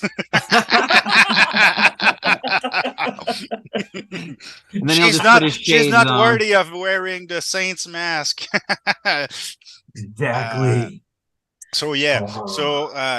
as a quick short note, yeah, you have to unmask her when you've got beat. When you have beaten her down, in order to win the match, you have to unmask her in front of the public, which is something that happens in real Lucha Libre. See, see. Unmasking someone you've defeated on the ring in front of the crowd is a real humiliation, and the wrestler that got exposed has to come up with a new name, a new gimmick, a new mask, because this one is burnt. So that's a huge L for somebody. And yeah, of course, when she's defeated and you've taken the Saint's mask from her face, she will be powerless. Okay, Yeah. so yeah, of course you got the hero point. That was amazing. So let's go in the ring and start the fight. This fight is going to be a little different because you will only be it's a tag team match, so there will be two person in the ring on your side and two persons on the ring on the other side. And if you want to, you can use one of your action to tag one of your partners who's going to take your place in the ring. You're all allowed to take part in the fight, but you're not gonna be on the ring at the same time. So that's special. Okay. So we Okay. can't bust that and go like crazy on this. Okay. No, the Royal Rumble move is not happening in this fight. So you have to use your clues will be used to reduce the strength of the super beast, but the super beast is actually two people in this particular case. So I just want to mix things up for fun. Yeah. And you can decide while I'm checking how I'm gonna your clues are gonna affect the super beast power level. You can decide amongst you who will be the two first wrestlers in the ring for the before they get to tag somebody else to take their place. Oh, let's send in the other two. They've already seen two of us fight. That's very fair. Okay, great. So okay, so how many clues did you gather up to here? I think 4. Four, you yeah. had 4, including the last one I gave you? Yeah, okay. So 4 is okay, that's great. So here are the ways in which you can use a hero point outside of the Royal Rumble move. You can use one to cancel one of the Super B special abilities. You can diminish its vitality points by 1d6 at the start of the final confrontation. So that means now.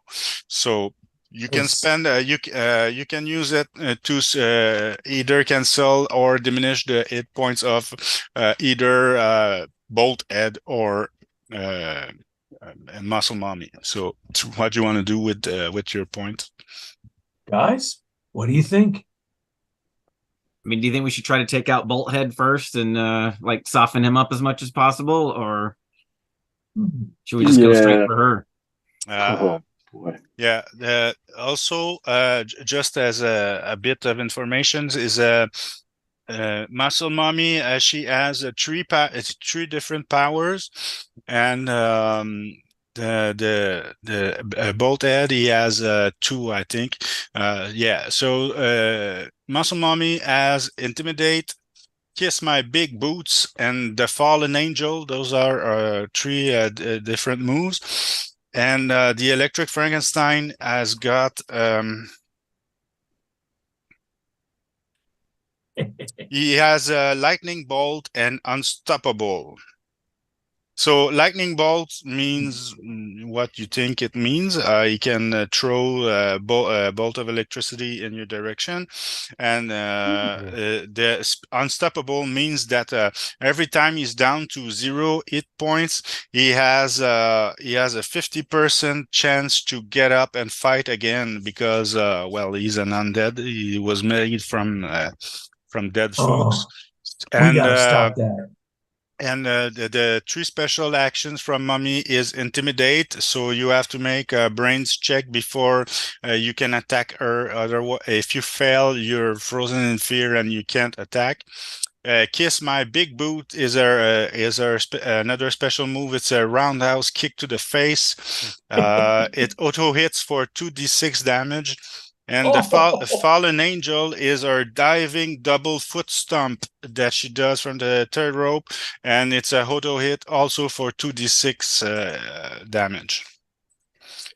So yeah. Oh my God! Okay. I don't like those auto hits. Yeah, they're better when they're for your team, right? Yeah, Oh right. yeah. Feel like we got to spend some clues to break down those Absolutely. auto hit capabilities. Yes. I would think that would be. That's what I'd say.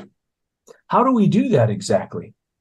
Well, you can spend up to 4. Just tell me, and I'll cancel.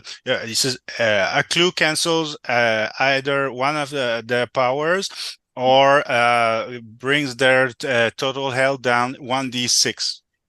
Obviously, I'm not going to tell you how much hit points they have, but I've already told you what powers they have. So you can cancel up to 4 or mix and match. It's your decision.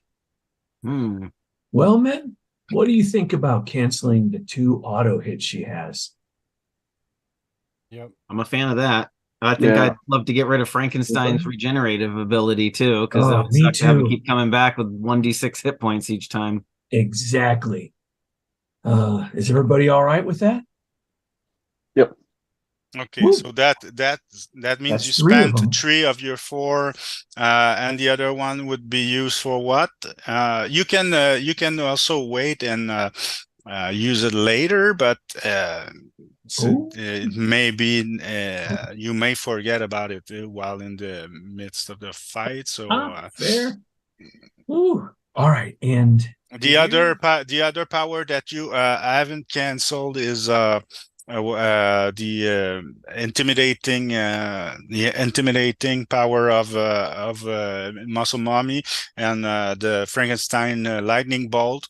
Other than that, well, you can lower either of their hit points. So I would say take out the intimidate one because it literally stops you from making a bold and justice-bringing attack. Done. Everybody agrees? Everybody agrees. Okay. You just totally canceled out all her special abilities. I love that. Yeah. You cancel all of her special abilities, indeed. I think but she's wearing the Mask of the Saints, so she's not pushover for. No, she's not a pushover even without her powers. But yeah, of course, that made things way easier for you. So okay, who goes in the ring first? It was. The inspector and the Brujo Bandager, right? Yeah. Okay, so who rolls for initiative? I'll give it a shot. Dave should still roll. Oh yeah, Dave, you want to roll for us? Yeah. You need to redeem yourself. Woo! 5. All right. 5. All right, there you go. Also, if at the every time we're about to re-roll initiative, you guys can tell me if you want to leave the ring and have someone else take your place. You can both leave, just one of you, or whatever you choose to do. So that happens after initiative, before initiative. So a whole round has to take place before you can tag somebody else, right? Yeah. Okay. So so you win initiative. So go wild. All right. Well, I'm happy to just open things up by just doing a special move right off the bat. I'm not going to even give him a chance to react. I'm going to clamber up to the top rope, the top rope, and I'm going to do a moonsault special move on Frankenstein. Yeah. All right. Let's see it. That'll do. So that'll take 1 stamina, right? And then that automatically hits him. Yes. So he'll take 5 damage. Woo! Okay, and I don't think he's wearing any armor. But he doesn't have armor. Nope, no, he's not wearing any armor. So that's great. Okay, 5 points. Cool. And what about you, Inspector? Oh, okay, Oh, yeah, I thought that's you were. I thought you were with the inspector. I'm sorry. No, okay, it's you, Brujo. Okay, let's go. yes. Okay, so while he's down, I'm going to go ahead and jump on the electric Frankenstein and going to put him in a camouflage. Oh All yeah, right. go So for it. that's yeah, go ahead and I wrench back on his head, got my hands locked underneath his chin in a good solid, grip. And that's 4 points. Nice. All right. So now he has an attack, and he will attack 1 to 3 is gonna attack El Giddy Starro, and 4 and over is gonna attack El Brujo Bandager. So that's you, Brujo. You have to dodge out of the way. Okay. I got 8. 8, that does it. So he was crackling with static electricity, and he was Ooh. charging an electricity bolt in his hand, and he throws it in your direction, but you're already gone, and it just goes in the crowd, and some people get burned, and you hear screaming, and yeah, some people were holding signs, and they throw it away because they're not rooting for Frankenstein anymore. They've got burned. Excellent. Okay, so that's a new round. Who wants to roll for initiative? I can do it, or you can do it. That's you're. Oh no, I forgot to.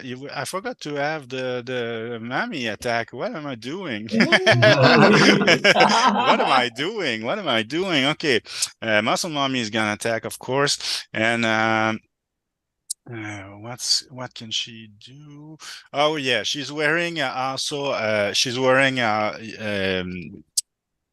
leather gloves she's wearing spike gloves, right? And that adds to her damage, and she's also wearing big kick-ass boots that also adds to her damage. You've taken you've taken all of her powers away. Intimidate 2, right? So Yeah. yeah, okay, she's gonna do a normal attack, but she has a big bonus in muscles. Okay, so let's see who she attacks first. Okay, she attacks. She goes for you, Starro. So Ooh. try to dodge, otherwise you'll get a big kick to the face. I Before got you an roll, 11 plus my acrobatics, so that'd be a Oh 13. boy. Okay, Woo! okay. Okay, Flip out of the way. you dodge right out of the way. That's cool. So she was about to kick you, and she kicks the air, and is a little off balance for half a minute, and she gets back, and now she looks even more angry. So time for a new initiative. Woo! All right. 4. yes. 4. Okay, that means you go first. And I suppose you're not tagging anyone yet, or unless you are. Do a couple more. Do another round before we tag someone in for me. That's what I thought you were gonna do. So okay, cool. Brujo, go for it. Okay. Yeah, I think just kind of need to get this guy out of the way. So going after Electric Frankenstein again. So yeah, I'm going to go ahead and Brujo Bandager reaches down, does his second special move that he has, the Okay. suplex, and Great. Hey. yeah, so that's pick him up over the back, Yeah. land him on his top of his flattened head already, flatten it out a little more, and that'd be 4 points. Oh yeah, good. Okay. Nah, that hurts. Okay, so yeah, you hit him on the head, and he lays down a bit longer than usual, and he seems a little dizzy when he gets up, and yeah, he's still in fighting form, but yeah, you get through. Sure. Okay. Now's your turn, Giddy. All right. Well, I would like to take this guy out. I don't know if I'm going to use a special move because I got 2 stamina left. So, but I can only use one more special move this fight because I have 2 and I've used one of them. Yeah, I better save it. I'm just gonna like run into the ropes and get myself a little momentum going, and I'm gonna try to smash him right in one of his bolts with my brass knuckle. Really, just kind of like punch it into his neck. See if his own bolts can be used against him. Yeah, nice. And I'm gonna use a hero point to do this too. Yeah, good call. So that is an 11. Okay, 11 is yeah, you get him good. And how much damage you do? I think I just do 1 damage or 2 damage. How much? Just like a regular attack with my brass knuckle. It's a regular attack is 1 plus your level is 1. Okay. Plus, do you have a bonus in muscles? I don't. No, acrobatics. Yes. I have acrobatics too. Okay, so let's make it 4. So that's okay, perfect. You give him the 4 points of damage. All right. Okay, so now's the payback phase. So okay, Frankenstein, who's gonna attack? Okay, he's gonna attack you, Giddy. He's pissed as you. All right. You've heard him real bad. I got 8 exactly. I rolled 6 and I have 2 acrobatics. Okay, that's cool. And Mammy, she's gonna attack too. Muscle Mommy. Okay. Okay, now it's your time, Brujo, to dodge out of the way. Okay.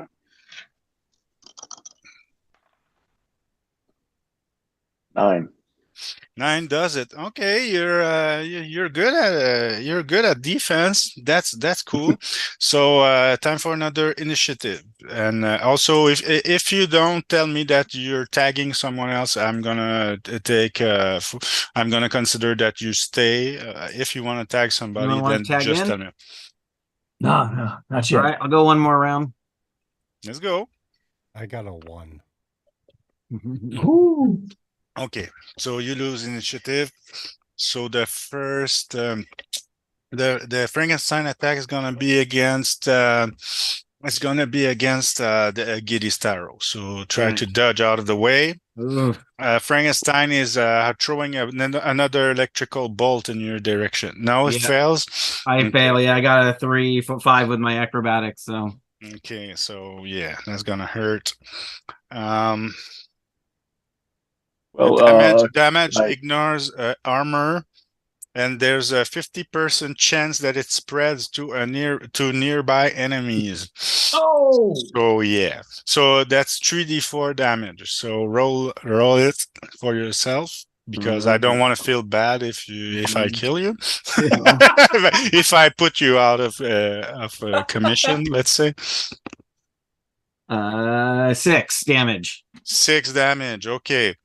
And well, that ignores armor because it's electricity, but you're not wearing any, so that doesn't apply. And that's the first hit I've taken this whole adventure. And there's a 50% chance that it spreads to your tag team member. So I'll have you roll it, Matt. Roll a d6. If you do 1 to 3, you're gonna be hit by it, but less strong. And if you roll 4 and over, then you're not affected. You were too far for it to be involved in this. Got a 4. Okay, so you're not touched by the lightning bolt. And now is the time for Muscle Mommy attack. And this time you're targeted, El Brujo. Okay. Oh, 4. She got me. Okay. So, I don't know. That's not in the book. That's I created it. Okay. How much damage? For a regular attack. Regular attack is 5 damage. Okay. Because she has a +3 damage. She has +3 in muscles, and her spiked gloves inflicts an additional damage. Okay. Woo. So now the time for another. No, you lost initiative, so it's your turn to attack. Yeah. Oof. All right. Would you like to go first, Brujo? Yes. Yeah. Sure. Still gonna go after Frankenstein. I don't know. We got a plan. Yeah, we got to take him out. He's lost a good chunk of his health points already. So. Okay. I got this extra hero point kicking around, so I'm gonna use it. Sure. Okay. I went ahead and got a 10. Okay, that's cool. So you hit him, and you hit him for 3 or 4. Yeah, it would be 3 because I got the Billy Club. Okay, so now he's lost 2/3 of his health points. He's not feeling well. He's not feeling well. Of course, there's no running away. We're in a cage match. So he's gonna keep on fighting, but he's questioning his life choices right now. Love it. Okay, so everybody has attack. No, you didn't attack. I'm gonna attack. So the brass knuckles are working out pretty good. So I'm gonna do like a spin around like a tornado with my hands like this, and I'm just gonna try to whip him upside the head. And I'm gonna burn another hero point because I have 3 left now, so I'll have 2. Dynamite. Yeah. The human tornado. Even with the hero point, I only got a 6, so I'm gonna burn 2 resolve points too. Sure. I'll have 1 resolve left after this, but that does hit him for what do we say? Oh, acrobatics adds to it. Yes. So it's 4. 4. Okay. Great. Okay. They really he's about to go to the mat for good. Initiative. Oh, does anyone want to tag out? Oh yeah. If somebody wants to tag out, now's the time. You want to tag out? Let's both tag out so these 2 can get in and share some fun here. Yeah. So yeah, if you guys are in agreement. And while just as a side note, while you are not involved in the fight, you can recuperate 3 hit points because you're relaxing and watching the show. No. Starro, Okay, when you tag out, can you tag me? And when you do it, I want to ask you to borrow your brass knuckles. I'm already wearing 1. Yeah, I could do that. So I'll tag you and like palm the brass knuckles over to you. Now I'd like to ostentatiously put the second one on too, so that all the crowd can see. Yeah, it's a there's no rule. It's an illegal fight, so go for it. Yeah, sure. And I want a double point at the Electric Frankenstein. He lets out a grunt, but it's not as menacing as he think it is. He's like, all right. Okay. So you both get tagged in, right? Yep. Yeah. The inspector too. Okay. So roll for initiative. Got a 1. Well, it's better than that than when you're trying to dodge, I guess. Yeah. Right? Okay, so the Frankenstein is gonna attack Yeah, he's attacking you. Of course, El Blortop is because you try to Yes. intimidate him, and he doesn't See. want to look like a pansy in front of his mistress, so he rushes at you. Yeah. He can't do a fireball on this turn because he used it last Oh, turn, so he has to recharge. So he's going for a normal attack. So try to dodge out of his big punch. okay. Oh, 3 and a 1. Okay, that's a fail. So you take 2d4 points of damage and let it roll yourself so I don't feel bad if you kill yourself. First roll, 3. Second roll, 3. 6 points. That hurts. Woo! Yeah, that That hurts. hurts. Yeah. So yeah, he hits you square in the face. And yeah, you feel your legs go soft a little, but you don't fall to the mat. But yeah, you're dizzy. You're seeing little birds float around your head. Yeah. Fair, very fair. Yeah, that Well, guy has huge mitts, and yeah, you feel the punch. So and now is the attack of Muscle Mummy. And she goes this time. She goes after our friend the inspector. All right. Mm. I'm going to spend a hero point to dodge. Yeah. Mm. Okay. Sure. Mm. 10. Okay. 10 does it. So you dodge out of the way. Now's the time to counter attack. All right. As she goes running by me, or as I realize she's missing me, I just stick my arm out and step forward and clothesline her. Cool. 9. 9 does it. That's how much damage? 3 damage. Yep. Okay. Okay. She's not wearing armor either, so that's 3 out of her hit points. Great. Okay. And what about you, Blorto? Oh, You want to attack the Frankenstein and try to yes. finish? Okay. Yes, I do. Okay. Do you still have a super move, and are you're exhausted them all? I have 1 stamina left of because you have 3 to start, right? And I spent 1 in a fight against the samurai, and 1 when I leapt out of the helicopter on the goons. Mm-hmm. So I got 1 left. Okay. Yeah, let's do it. Let's bring that. So man, my 1 special move that I have is the Cholo driver. So I'm rolling and do it. Okay, Cholo driver it is. So how many points? 3. 3. Okay. I'm low level. He's not yeah. Well, you're all low level, but you're doing fine. Okay, so 4, right? Sorry? I think it would do 4. Oh, okay. What's the formula? Because it's a base level. Your level is a luchador. The level of the move plus your muscle bonus. Oh, that is 4. Hey, that's right. 4. Okay, that's better. Hey! So okay, yeah, he's really near. He's really near his total exhaustion point. So that's great. So and you lost that initiative. That means it's time for another initiative. And if you want to tag somebody, now's the time to do it.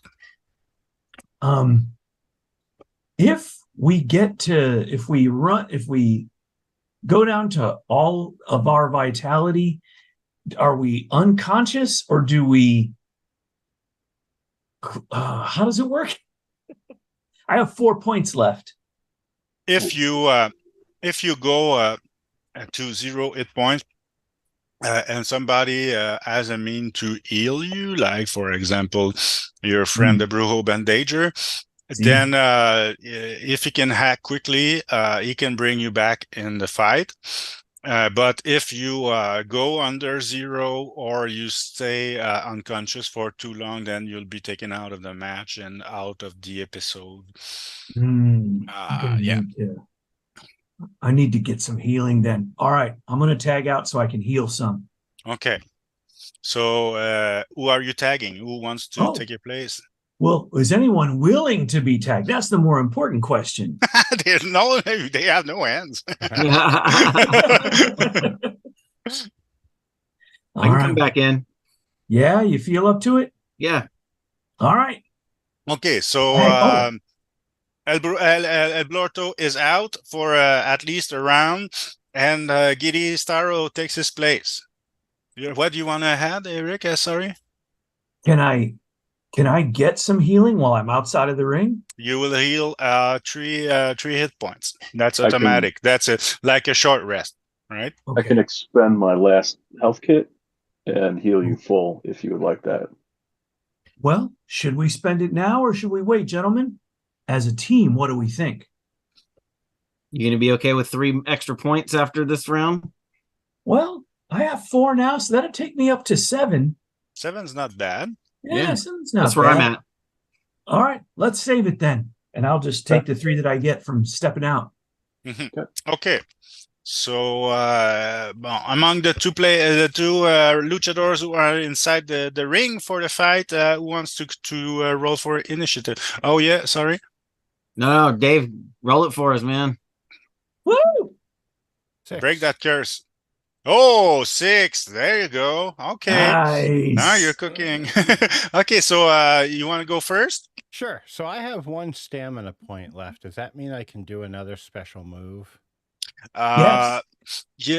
Yeah. Normally, you're not supposed to use the same special move twice in the same match. But since it's a long match and you've been in and out of the fight, I'll allow it. Okay, I haven't used the Cobra Clutch Slam in this match yet. So. So you're all good. Then you're good. You have 2 different moves. Then you're not reusing the same. So I'm not doing it a favor. You're playing as normal. Yeah, that Sweet. totally. I'm gonna spend the stamina point. I'm gonna just run up to her. Wrap her up real quick, do the Cobra Clutch Slam for 3 points or 4 points to her. Okay. Sure. I can count Okay. acrobatics towards that, right? Absolutely. Okay, yeah. So it would be 4. Okay. So yeah, she's done 4 points with the Cobra Clutch. Sweet move. Yeah, super sweet. Okay, so what do you want to do now? Starro, you want to finish the bolt head, or you want to go after Mammy too? Oh, I want to finish bolt head. Yeah. Yeah. That's a good idea. And, you will have one more attack to deal with every turn. Yeah, and I think I've got a stamina point. I think I'm not using my shooting star elbow drop on him. So I'm just going to do a really cool, somersault, jump up into the air and just bring my elbow down on the top of his flat head. See if I can make it any flatter. That sure sounds like a finishing move to me. All right, do it. For 5 points of damage. Oh yeah. That's more than enough. Okay. Sure. So you land on his head, and it's like a tree that just got cut and then falls over, and you could yell like timber as he falls to the mat. And he's super heavy, so he's down for the count. When he hits the mat, like the bounce that it creates, I'm going to ride that and do a cool backflip. And then into the crowd and be like, yeah. And now the momentum has shifted in the crowd, and everybody is cheering for you now because they see where this match is headed, and you're not gonna be on the loser team, so that's cool. All right. So now Mammy is gonna counter attack. She's gonna attack you. Oh, we lost you. Lost your sound. I think you muted. Oh, sorry. I stepped on it because there's a There's a not enough button that you can activate by stepping on it, and sometimes I step on it while not intentionally. Okay, so yeah, you've put her pet out of commission, so she's pissed at you, and she runs at you and try to clothesline you. So try to dodge out of the way. All right. Nope. Oh, So that's 5 points of damage. All right. Oof. Can I spend a hero point to help him and stop Yes. this from happening? Yes, you could do it. Yeah, absolutely. Yes. Give him an extra dice and explain to me how you help him dodge. I will say that as he's going to dodge, I see she's going to connect, and I reach into the ring where he's closer to me, and I just pull him away from her as quickly as possible. That makes sense. Okay, Woo. perfect. So roll the Woo. d6 and add it to the total. All right. It gets me 4, 5, 6, 7, and I have 1 resolve point. I'm gonna use it. Okay, just by the skin of your teeth. Great. I'm out That's of very resolve now. cinematic. I love it. Oh, you could feel that arm go by. Yeah. Yeah. It's like a limbo under her arm. Yes, yes, exactly. You just see her arm goes just over you. Nice. Okay, so time for initiative again. And now you only have one opponent to deal with, so things are looking up. Does anyone You have guys anyone staying? that's not in the ring have a special move they could use against her? Because I can't use any more special moves right now. Yeah, same. I used all mine this game. All right. But So, I yeah, do have a you lot get of hero 6. points. So I got 3 hero points left. So Yeah, Oh. I got 4. I got 2. Well, I'll stay in one more round. Maybe Okay. use a hero point on this fight. I will, if you want to come back in, Brujo, I will tag you in. sure, that's good. All right. Jump over and tag Brujo back in. Aha. All right, so you step in the cage, and now's the time to roll for initiative. 5. 5, Woo. yeah, you win. Okay, All who goes right. first? Hooray. Cool. You know Sure. what? I'm gonna return the favor and do a clothesline right back to her. I'm just gonna sit down, Oh. try to like clothesline her, see if that works. And you know what? I'm using a hero point for that too. Yeah, you should. Whoa. All right. Oh, nice. 10. 10 does it. So that's 4 damage, I think. Yeah. Okay. Yeah. Okay, 4 damage. Great. Okay, so now she's a bit off balance. She grunts and she looks mad. She spits on the mat, and that's when El Brujo will attack at his turn. Okay. Spitting on the mat while wearing the mask of El Santo. Yeah. The whole sport is insulted by this. Disgusting. So yeah, spending a hero point on this. Just running up. Got The the villainy. club. Unspeakable yell? acts. No, if there was a referee, I would be yelling at him right now. Okay, got a 9. So That does 3 damage. Oh, nice. Okay. Yeah, this is getting serious now. Okay, so she will attack someone. She will attack you, Brujo, because yeah, you're near her. You just Gotcha. hit her. So she tries to grab you by the arm and throw you over her shoulder. Okay. Yeah, she does. She attempts a throw. So Okay. try to wrestle your way out of it. Okay.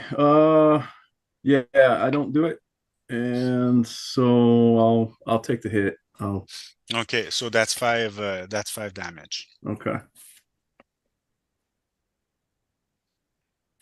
She throws you to the ground Oh. in a rather forceful manner, and as soon as you hit the mat, she gives you one of her souls to heat.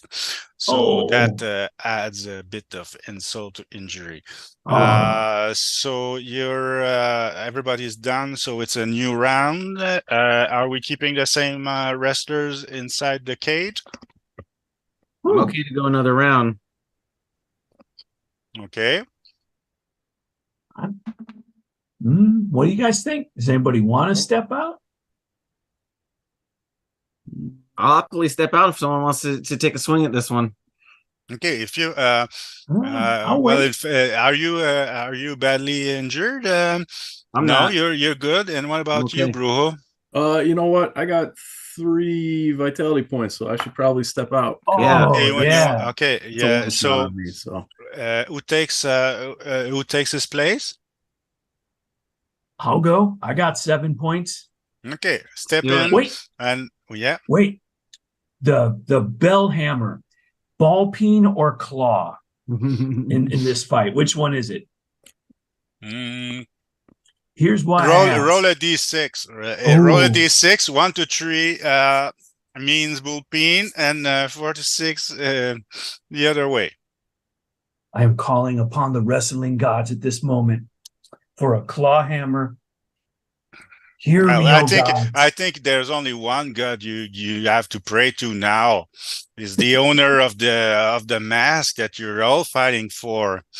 Yeah. He's the saint of all wrestlers. I have rolled a 1. You have rolled a 1. So that means, yeah. No. All right. Well, climb in. No hammer, of course, in this case. I just wanted a claw hammer because I thought that is the way to peel the mask off of a villain. Yeah, that would work. That would work. Yeah, But I missed out. The gods were not with me. The Santo was not maybe looking because upon the me. fight is not over yet. That's right. Okay, so who wants to roll for initiative? Oh, all right, Dave. Dave is good at this now. Yeah. Yeah, see, now the bad luck streak is over now. Now you're in your winner boots. All right. So do you want to attack first too? Go for it, Blorto. All right. I got 2 brass knuckles, and they both come in for the sides of the head. Yeah. Okay. All right, here we go. 11, 6 and a 5. Great. Okay. So how much damage? 4? Really just 3, because the Okay, brass knuckles only give an added bonus to hit. Yeah. So that's but didn't you have oh no, that's true. Okay. Sure. Okay. Now the other attack is what, Giddy? I'm just gonna do try to give her a kick to the head, like a drop kick to her head. Yeah. Well, And I'm gonna spend my last hero point to do this. Yeah. Nice. So that is an 11. Okay. Woo, That's nice. good. That's great. That's right. That'll do 4 damage to her. 4 damage. Okay. 7 She's in 1 now round. she's lost more than half of her health points. So yeah, All right. it's going well. So she's gonna counter attack, and yeah,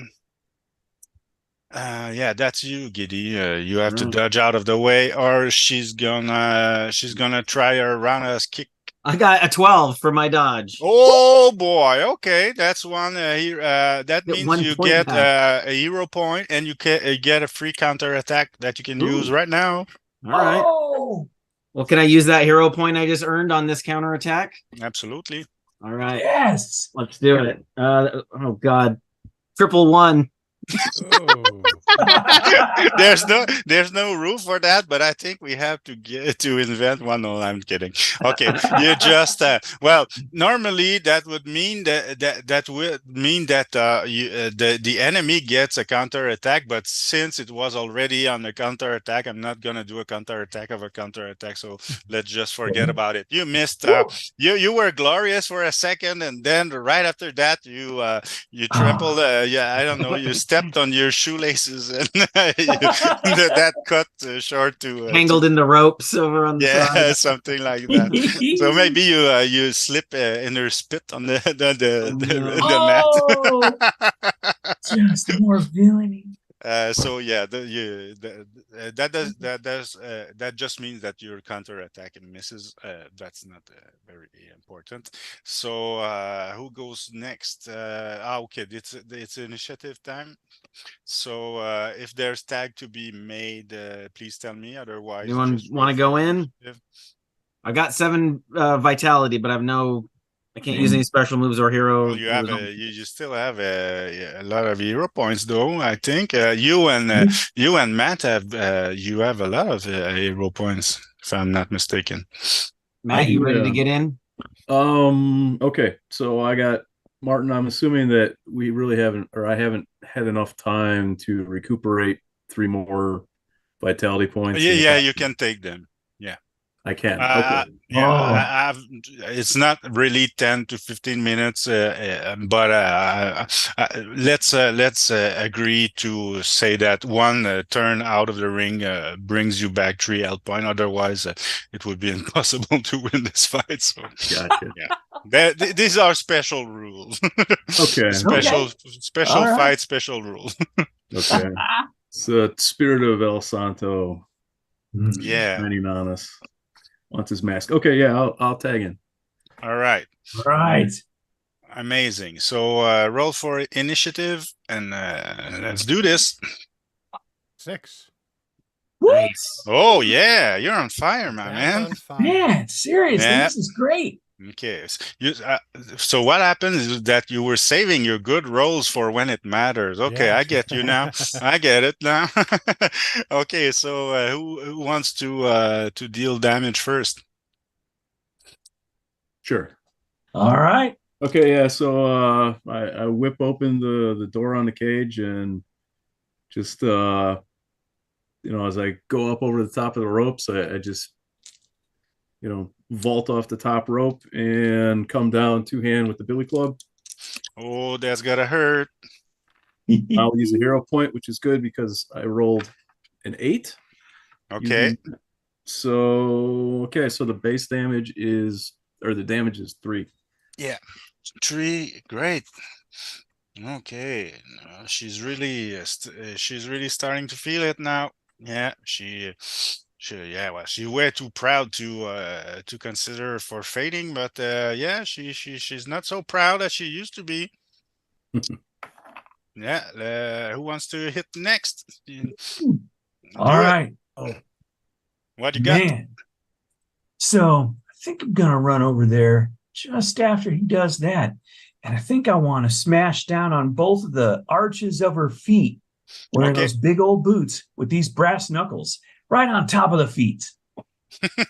Okay, go for it. All right, here we go. And I'm going to spend a hero point to get an extra die in there on the roll. And it pays off with a 5 and a 4. Okay, 9 does it.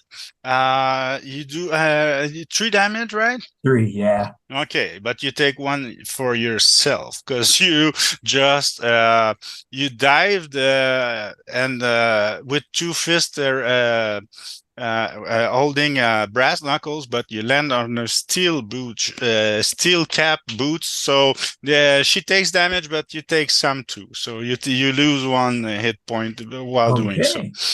And now she counters attack. Okay, 5. So that's you, Blorto. All right.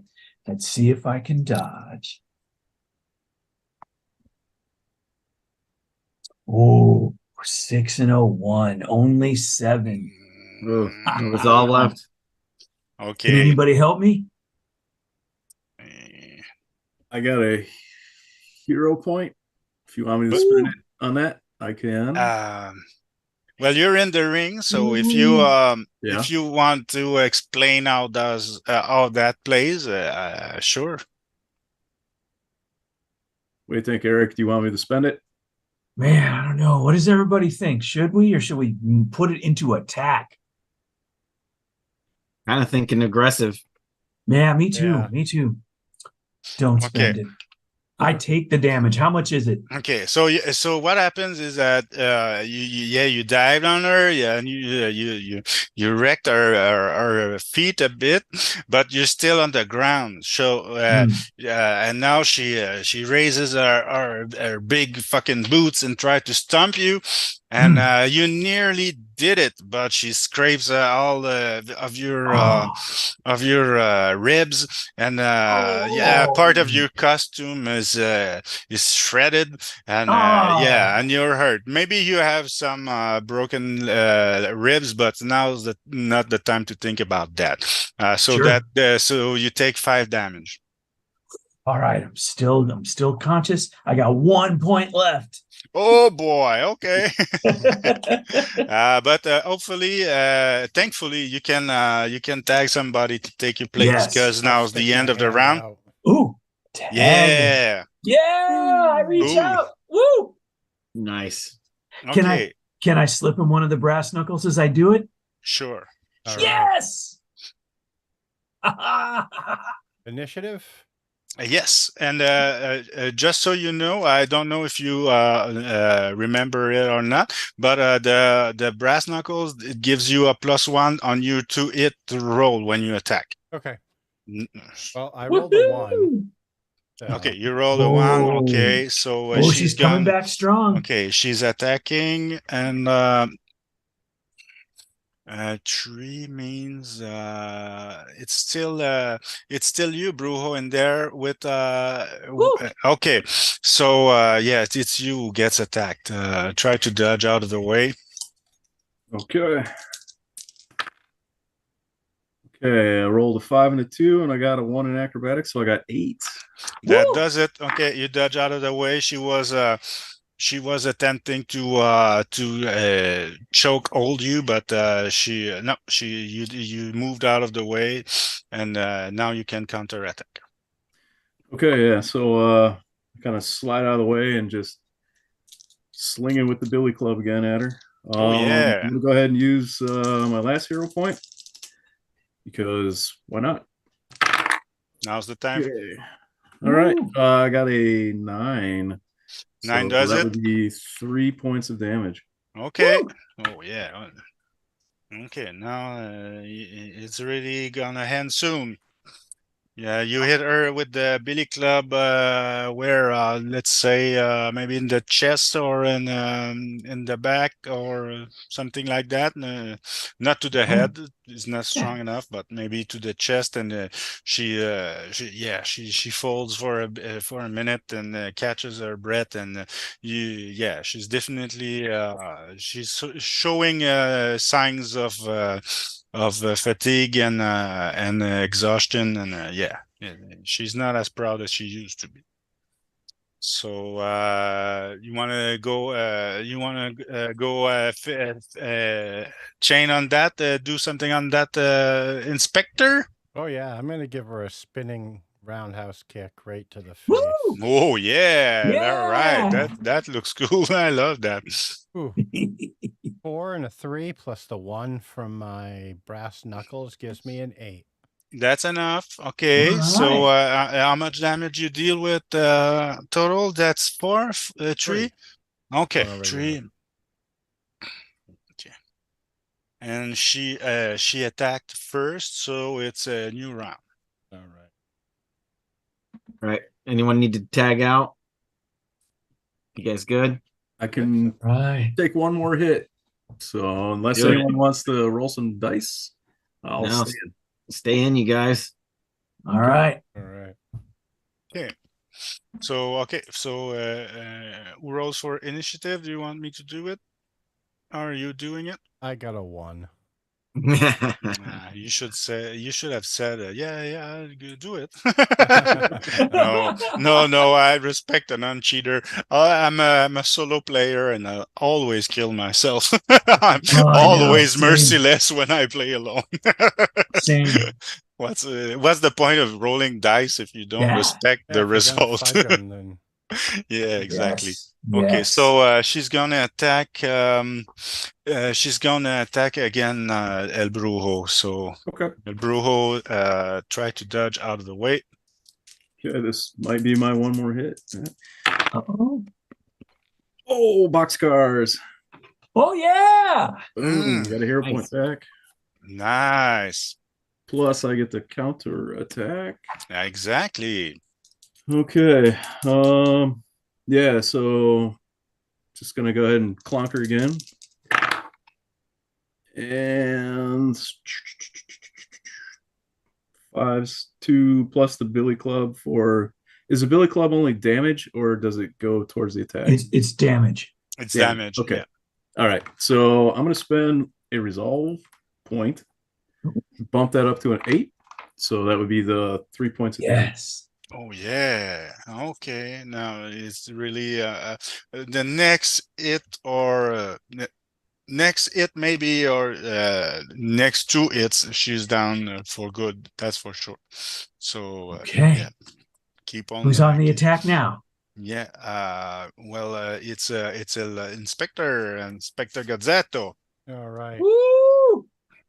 So she's standing there kind of wobbling. Exactly. Yeah, Okay. yeah. She's off balance now. She's out of breath too, and she's just trying to maintain fighting stance, but she's having a hard time. I'm gonna bounce off the ropes. I'm Mhm. flying at her and give her like a flying punch. That's cool. Yeah. I love it. I love it. Yeah. I'm not gonna be doing that today though. I must have gotten my hand stuck on the rope when I kicked back. 'Cause Don't you I have gotta jump forward and I just fall on the mat. Oh. Don't you have a hero point you can spend No, to? I don't. No. Okay. You've already I'm used all them. out of all my points. Okay. So yeah, I'll spend one. I'll spend my last one. I got the one I got back, so I'll spend it. Date a friend. Yes. So Okay. yeah, I'm gonna make an adjustment in her position. I'm gonna like shoulder check her into your way. Into the yeah, okay, that's great. So Oh. you push her back into the trajectory, so the hit lands. Okay, that's amazing. So what do you? Yes. So you have an extra d6 that you can Alright. add to your result. Ooh, 6 for a total of 10. Oh yeah, all right. And that'll So be 3 points. okay, that's exactly what she had left. So please describe what, well, both of you describe how you do it, because you've won this match. Shoulder check So yeah, into you the see me flying going fist. flying towards her, and I'm about to miss her. Yeah. I And just What then? give her a bump. he pushes her Heroically. right towards me, and as he nudges her, I just see her face get that "oh fuck" look, and I just Yeah. just pow Yeah, right into it's the like kisser. it's like a manga. It's shown in a manga way. So Eyes yeah, with all the lines around yeah, it. and you're flying with your fist in front of you, and you see that she's gonna dodge out of the way. So your face goes, "Oh fuck!" And then then Brujo pushed her back into the trajectory, and now it's her face that goes, "Oh no!" Then the punch lands, and you can see a couple teeth flying out, and she falls to the mat, and yeah, there's no coming back from this. She's out of order for good. So now the crowd cheers, and you've Roll into been, that man and hype up the crowd. and now is the time to unmask her. Woo! Yeah, I will actually very carefully untie the back of the mask so that it doesn't rip it, because I want to show the proper respect to this Santo mask, and I will lift it off of her to make sure that it maintains in one piece, and then I just hold it up for the crowd to see. Yeah, and everybody roars, and it's a huge it's a huge event. You have gathered many new admirers and fans tonight. So we'll cut a bit short because it's getting late. So somebody, an announcer, comes in the ring and tells everybody that you're the winner of this match. You won fair and square, and we'll make an ellipse and go to the day after, right? And you're still holding on to the Saints mask, and you get a call from the commissioner who gave you the assignment in the first place, and he gives you a meeting place and a meeting time. Maybe at the police station directly to make it easier. And you arrive there, and the commissioner is there, and there's also the mayor and the head of the wrestling Lucha Libre Federation. And here's what they have to say to you. They say,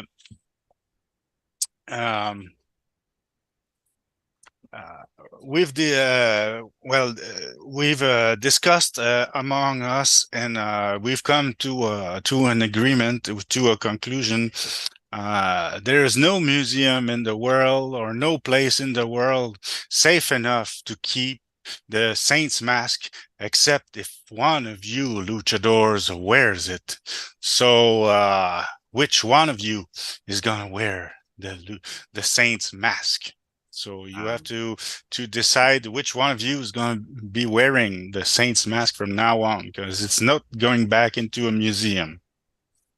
Are any of us worthy? Man, That's for you to decide, or we can randomly decide also. If it's your decision. I am both a drunk and a chain smoker, and I feel as though it is not right for me to take this. I will step back in the line so that my three brothers are forward. Okay, so just to spike things up a bit, let's see what the Santos mask, the Saints mask does, right? So it's a silver sparkly mask, as you all know, and it gives you a +1 in all attributes. So that's +1 muscle, +1 acrobatics, +1 brains. Also +1 damage, +1 stamina, +1 hero point at the start of a game, and +1 1d3 resolve. And it automatically grants you an additional special move, which is Santos' signature move, the Suicide Dive. Wow. So magnificent, magnifico. So who wants to be somebody has to accept the mask. Wow, guys, it's a big responsibility, my brothers. Okay, so we're using a random method, like a Green Lantern ring. Let the ring. Okay, everybody rolls it. Okay, everybody rolls a d6, and higher result gets the mask. And in case of Tyree, we roll between the two higher rolls. Okay. A 3. 3. Oh my God. A 6. Roll a 5. 5. Okay, so El Blorto, maybe you don't want to see yourself as a hero, but the mask has chosen differently, and he feels that you're a worthy hero, and he's chosen you. So now you're wearing the Saints mask, because of course this information will be kept from the public. They will think that the mask in the exposition is the right one, and that you're such a huge Santos fan that you're wearing a replica of his mask, maybe to inspire you or something along those lines. So they all offer their gratitude and tell you that you've protected the city and helped prevent chaos and mayhem that would have resulted in Muscle Mommy and our goons having the mask. And so yeah, they offer their their gratitude, and they knew they could count on you. And now we have a quick generic, and we have a short post-generic scene featuring each of your luchadors. So quickly, in one or two phrases, resume a way for your character to exit the episode. It doesn't have to be something super meaningful. If you want to dance with your cat in your apartment, or fix some tears in your costume, it could be something as simple as that, or it can be very dramatic. I leave it up to you. So a short vignette for every one of your luchador heroes, starting with the new mask owner. Ooh. Man, with a heavy heart, I will take out my pack of cigarettes and my other fifth of tequila and put them on the commissioner's desk. The niños cannot see a man like this in the mask. And I look at them sadly, as if saying a last farewell. And I will take the mask and I will walk away from the commissioner's office. Okay, and they don't know how to answer to that, so they just bow down in respect, and they seem to they nod to themselves as they understand and keep thinking about what you just said, and in their mind they know that they have made the right choice by giving a mask to you. And we fade to black, and we go to another hero. Woo! Who wants to take the mic? Yeah, I'll go. Okay. So we're out at the police station.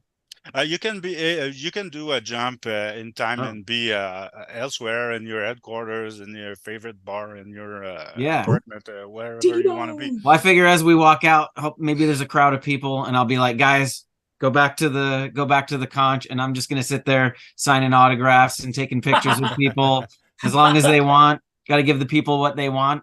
I don't know how long it is. Hopefully, when I get back to the conch, you guys are like, you got some drinks ready. And I just basically go back and I just order another drink and relax a little bit.